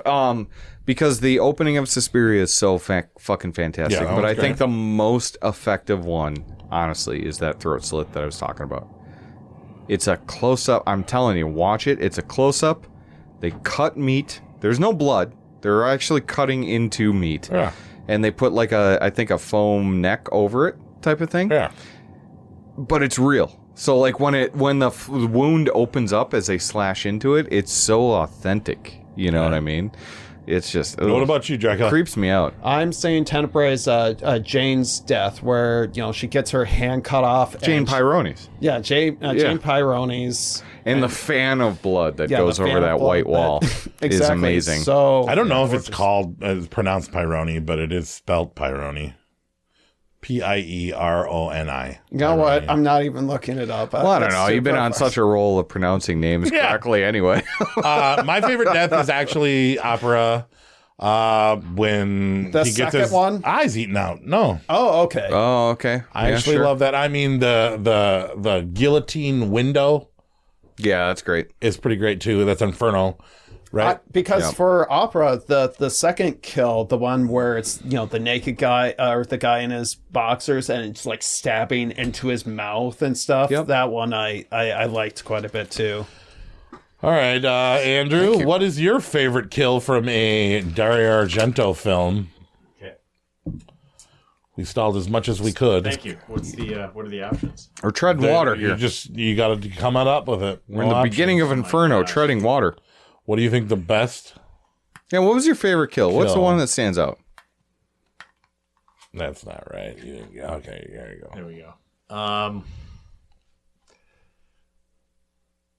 That opening to Suspiria is amazing. That's great. And I think too the deep red teeth on the mantelpiece. Wow. Yeah, that's true. It's just kind of visceral, but yeah, I mean, because it pans right from her hanging there to the unfortunate girl who got the glass shard in the... Yeah. It's a two for one. Like, it is. Yeah. That's a two. Yeah, because no one expects that second kill there, right? All right. The Jacoby Maytot Cosplay Award. If we could have Jacoby or one of his counterparts dress up in a cosplay outfit, what would you like him to dress up as most? The monkey, the cameraman from Grey Velvet, a giallo killer, an opera singer, or perhaps rapist Alfredo. From Stendahl? Yeah. Yeah, that's exactly who I was thinking. Yeah. I want to bleach his hair. Kind of like Donald Sutherland from Lost Boys, but like a little more twisted. Shorter hair, yeah. I think I'd go Four Flies, the mask. The camera. Oh, that'd be good. I would just like him to come up with his own giallo killer look. Because you don't really get to see I know I nailed it tonight, guys. Yeah, you did. Dude, that mask is... spooky. It's unsettling. It's torso inspired. The one we did, torso inspired. We also threw out Santo, and then the one Serbian film, right? Oh God, yeah. Sorry. All of those movies are perfect. Yeah. Best tape you got. I brought my Phenomena Anchor Bay, my Creepers American version I got for $1, which now I value at $60. Damn. You trying to sell that thing or what? I wouldn't. Taunting. I want to get that. And then this I got for $15 at Revival Records just a little while ago. Yeah. But I know you got some pretty dope tapes. And my favorite is the combo between, because I have American and... Yeah, I'm jealous of that Phenomena Anchor Bay one. I have Suspiria, and I think that's kind of hard to find, so I got to treasure that one. I was a little... And what's that weird one that you have, Weekend of Horrors? That's Dario Argento's World of Horrors, so it's a documentary of his movies from 1969 to 85. Yeah, it's Phenomena. Phenomena is the last one. That's cool. By Michele Suave. It's awesome. Tapes? Oh, I don't have any tapes. I just wanted to say earlier, Corey brought up Panitka, which is a documentary on Shudder talking about Argento. Panico. What did you call it? Panica. Is that an Italian thing? Is that I think Canadian the blood is rushing to his curved penis. He's got the Pananico Panini. Panico Panini. Pyronis, panini. Panicchio. It is a good documentary. The curve has gotten longer, and it's absorbing all his blood from his brain. All my VHS tapes are gone, but the ones I had, Creepers, the media version from the 80s was huge. Hatchet Murders, I think it was the Thorn. You got EMI, rid of it. It doesn't count. Because I got, I upgraded and I thought, oh yeah, DVD. I don't need these VHS tapes anymore. Yeah, and Suspiria, the Fox Lorber one. Those were kind of the three big Argento tapes. Well, that's cool that you used to have them. I think literally the only VHS I have is Dumb and Dumber, and that's the only one I have at the moment. I get it. It's the only one you need. All right, and then now a new category that I'm going to be installing on every single one of our episodes from now on. Oh, this is a new bit, a new segment. We got the Jacoby New Made Todd installation. Cosplay Award. Welcome to the... Hold on. Hey, do I have music for this? I don't know. The Hey Bear Dance Award. What was the best there we go. dance? What was the best dance from a Dario Argento film? The dance that we're going to make Dracula do right now. Oh, God. You know, it's so funny because Suspiria has really... Let me kill this music no here. multiple choice here? Suspiria's got... There's only one dance. Nobody really dances. Well, in opera, Suspiria. they have the background dancers. Actually, I kind of want to, because there's, once the killer's revealed, he shoots one of the, because they're wearing white cloaks and stuff, they get, blood splatter. But I was thinking, that would be... Let me see it. You're halfway there. I am halfway there. It's it's very suggestive. I figured you were just going to do some ballet. There. I figured you were just going to do some ballet. Well, how am I supposed to do ballet in a chair? It's that's a... If you were a good dancer, you'd figure it out. It's true. What would Donald Pleasance do in Phenomena? He is reaching from his mouth. He is pulling the essence of the room into his body. Reaching out to the left. A lot of finger pointing. Chin is high. Scarf still on. Interpretive ballet. I really don't know if this bit's going to last every segment. But every segment he's on. So you'll have to do it next time for the next episode. I'll do the dance. Is there... I do it. I love it. Is there any...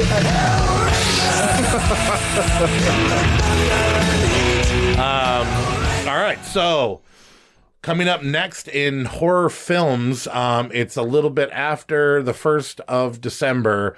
We've been running about 7 days behind on most of these episodes. We'll be caught up now. Yeah. Five Nights at Freddy's Part 2. Who's excited? Show of hands. Matthew Lillard's in it. I still don't see any hands raising. Yeah, I'm not excited either. No. Only other thing coming out is... I will, to be fair, sorry, not to interrupt you, but this will be better than the first one. Perhaps, but the first one wasn't great. No, it wasn't. It's a very low bar. It's a very low bar. Willy's Wonderland was better. Yes, I agree. I don't think it's going to place, and I'm not too excited. No. Probably go see it in the theaters because the kid will probably want to see it. Is it going to drop on Peacock? No, it's going to theaters. Oh, it is. Yeah, it's going to theaters. Because I know it's NBC owned. Early December. And then Stranger Things Season 5, after 3.5 years of wait, comes out the day before Thanksgiving. Yeah. And all the actors have 401ks I am now. excited to finish it and let it move on. I am a huge Stranger Things fan, but they made us wait too long, and I am jaded. I rewatched season 4 like a few months ago, and so good. So good. It made me fall back Daddy in love Hopper, with Stranger Things all over again. I full disclosure, I completely fell off after season 3. I was just like, I think 4 might be the best season. Really? Four, I think, are is the best season. Yeah. Okay. So you have the first and then the fourth. They smoke a lot of pot. And 2's good, but like 3 is where I dropped off 2, and I was just kind of like, I'm not excited about 4, but I did watch it when it released, and holy shit, did it give me a shot of adrenaline for the entire series. Yeah. So what you're But saying then is making good. somebody wait 3 years is bullshit. It is bullshit. Yeah. You So should not do that. when I get Netflix again, I should watch that over midnight mass, is what you're saying. You're a fucking dick. No, first of all, you go home, you subscribe to fucking you fucking son of a bitch. No, you go home, you subscribe to. Hey, you're talking to my Netflix. guy all wrong. That's Little Argento. Don't be talking to No, him that Little way, huh? Argento is just a fucking. That's what you Dracula's get. Argento. That's what you get. No, you go home, you watch Midnight Mass, and then by the time you finish Midnight Mass, it's only like 8 episodes, I think. You'll be ready for Stranger Things now. It's the best version of Salem's Lot ever done. I keep saying that. That's great. All right, coming up on our That's next great. episode. Is that the most patronizing? You know what? I know. That's what you get too. Fuck you and your patronizing stuff. Midnight Mass is a fucking fantastic But I love show. Salem's Lot. That's what I'm saying. Like, that's great to hear. Like, 'cause I Okay. want to watch this. Well, I was being legit. I'm Guys. suspect of you right now. No. You're acting like children. Coming up on our next episode, we have That was a ball tap. questionably, There you go. questionably the worst year in horror ever. Oh. 2008. Why 2008? Because you got to get it through it. You got to get through it. Have you looked at the movies of 2008? We're gonna find 4 good ones. Refresh my memory. No, We're gonna find good ones. we've got a We top can't 10 ruin it. list. We can't ruin it. Oh, fair enough. Come on. Don't be selfish. Just know after the top 10, it drops dramatically to the Well, honorable mentions. maybe after the top 5, to be honest with you. Yeah. But Gosh, I'm trying to think 2008, we're going to come back at the beginning of December before we get into our... Oh, wait. That's not to put listeners off, because Yeah, when we it's start fun when we hating touch on it, things, It's- That's when I went to the Fangoria Weekend of Horrors. So my is Doomsday on there? No. Okay. It's- Gutter balls? Gutterballs Yep, is Gutterballs is Yep. on there. Gutterballs will what probably is make that? the list. Meet Midnight Train, or what is that? Midnight Train is Train. on Yep. there. I'll let you guys know. All right. It's Strangers versus Let the Right Ones In. Let the Right One In. Those are, I like both those. Let me in? No, that's the remake. Let the Oh, Right yeah, one. let the right one in. Yep, Yeah. yep. It's pretty much up between those two. The Runes is in there. There's a couple other good ones. But you'll find out in our next episode when we come back as soon as we can. And we got that going on. And then I'm going to Days of the Dead in Chicago tomorrow. I'm going to meet my favorite lady from the 80s, Leanna Quigley. Can you send me pictures, please? I am so excited for you. Yeah, and Because then it's I'm gotta going be to give Heather Langenkamp another shot. Yeah. Remember when I met her that other time when I was with you guys and she didn't want to take a picture with me? I don't know. It was a little weird. Yeah. It was a little weird. We were all a little weird. We were all a little weird. Yeah, I guess that was an eventful weekend for us all. It was. But Yeah, you're still high from it. I'm going there, and it's going to be a lot of fun. And I will report back on the next episode about I'm very all the stuff that excited for happens that. Yeah. I'm going to go home and pack for it right now. And thank you, Andrew. Thank you. Yeah. Seriously, Dracula Argento. you guys bring a lot to the podcast when No, we guys it's have fun. you on. It's Yeah, it so was fun. doodles. Thank when you. you're not talking over each other, it's really nice. Oh, just kidding. No, Hope you guys are enjoyed great. it. We'll be back as soon as we can. Play Hellraiser again one more time. Wait. Thanksgiving? Happy thanks. Oh, wait, yeah. Oh, yeah. What let's are do we it. thankful for? Let's do this before we end. Okay. Name a couple of things in horror that you are so thankful for that you know, and I used the first example as I am thankful that there is not a Jaws remake ever been made. That's a great one. I'm super thankful for that. Yeah. They haven't touched that one. So I'm thankful for that. I'm also thankful that Robert Englund's alive, still out there trying to voice Freddy Krueger. There's still hope in that. I'm thankful that the 13th Friday the 13th hasn't came out and sucked. They're gonna do it right, or at all. You know what I mean? Yeah. Because that's gonna be a big one. You got to make the 13th Friday the 13th good, right? You would think. What are you thankful for? Anybody else? I am thankful for. I mentioned this on last episode, and I need to hold true to this. So 1 episode down, 2 more to go. I am thankful for Tourist Trap. People need to go. No, well, yeah, I did get that on VHS. Is it a show? Tourist Trap? Are you talking about? You said the movie. One episode. Oh, the movie. I love Tourist Trap. Oh yeah, no, well, because you haven't listened to the 1979 one, so thanks for listening to our podcast. It's been great. Yeah, Dick. He was saying that he really wants to get. Oh, he felt that one. He felt that one. He rocked back in his chair. I mentioned last episode that Tourist Trap. Well, we both think it's severely underrated. I agree. And underrated, and people are not checking it out. And so I said I'd champion it for the next 3 episodes. Awesome. So I am thankful for Tourist Trap. I'm thankful for Mia Goth, great scream queen. She's still making movies and hasn't picked. God, she's just adorable, isn't she? And she doesn't pick bad roles. You know, you get this scream queen. They always have a few duds. She doesn't really have too many duds since she blew up. She doesn't. What do you think for Draculus? I'm thankful as a for junk podcast. Film junk podcast. I'm thankful for I'm thankful the fact that as horror fans, as fans of cinema in general, but it's so easy to access for all the Dario Argento films. Very easy to access them. A lot of them are just on YouTube or Dailymotion. That's a good point. I'm thankful for Tubi. Yeah, Tubi was phenomenal for watching a lot of these movies. I'm thankful that David Gordon Green isn't going to make any more horror films. Yeah, he's left our favorite franchises alone. Yeah, for a couple years. A couple years. Are you thankful for ballroom underwear for your Pyrones to see? You know what? That was a low blow. We're talking about what we're thankful for. We're talking about what we're thankful for. I am thankful for you being such a good sport about that silly joke about Jane Pyrones, which is probably not how her fucking name is pronounced. I did not see that coming tonight. That was great. It's not true, but how about we need to find out how to pronounce her name. No, I think it. I was thinking, what are you thankful for? Out of all of us, I'm probably more of the still like the physical media guy. I don't stream a lot, so I kind of wait for things. So you guys see stuff often before I do, but I'm really thankful. Like out of all the labels out there, I'm really a big fan of TerrorVision. Because they've been releasing a lot of really fun shot on video stuff, especially lately. And I'm like, God, this is stuff I've not seen, and some stuff I have, but there's a lot I haven't. And I'm just grateful that there's somebody out there kind of. They're just the most fun. Well, as far as a label goes, like in terms I'm also thankful for Tubi and Shudder. Yeah, Shudder's great. $8, you can watch a lot. Yeah. Joe Bob's still on there. Mm-hmm.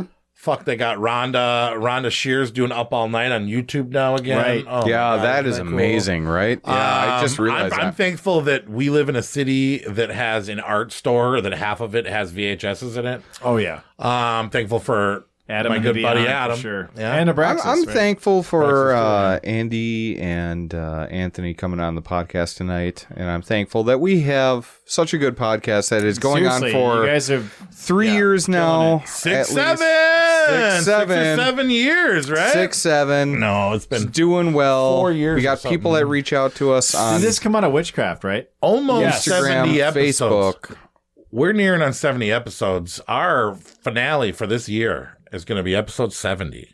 Oh, okay. That's huge. Oh, yeah, you'll get one more in before the end of the year. So we're thankful for our fans. I was thinking it would be sexy. We are very That's thankful. what I thought too. I'm so thankful of our Mistress fans. of the Shadows. We got Martin. We got Tack. We have fans all over the world, not country, but we have fans all over the world, and that is amazing. And we're doing very well, and I'm very, very fortunate about that. And if you want to help out the podcast, this is a shameless plug, but rate us on iTunes, Spotify, anything like that. It does help out the podcast. But the fact of the matter is, it seems like you guys are enjoying our content, and we're enjoying giving it to you. So I am very thankful for everyone that reaches out to us, and for you guys that came on here. So yeah.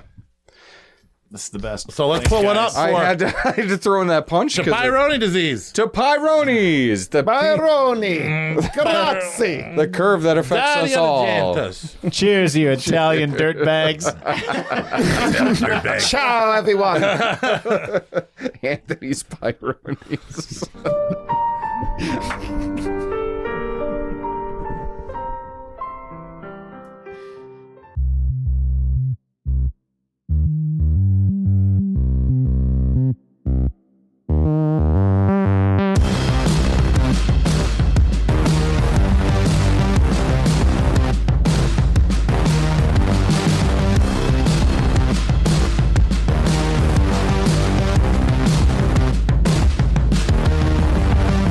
You looking for pizza, you American?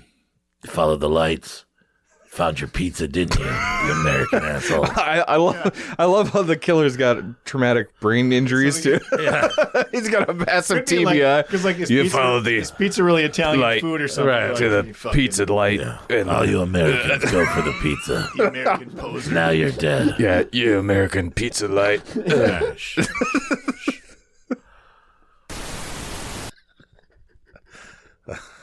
Does that work? I don't even know if I'm going to put sound effects. Italian dirtbag. You Italian dirtbag. You Italian dirtbag.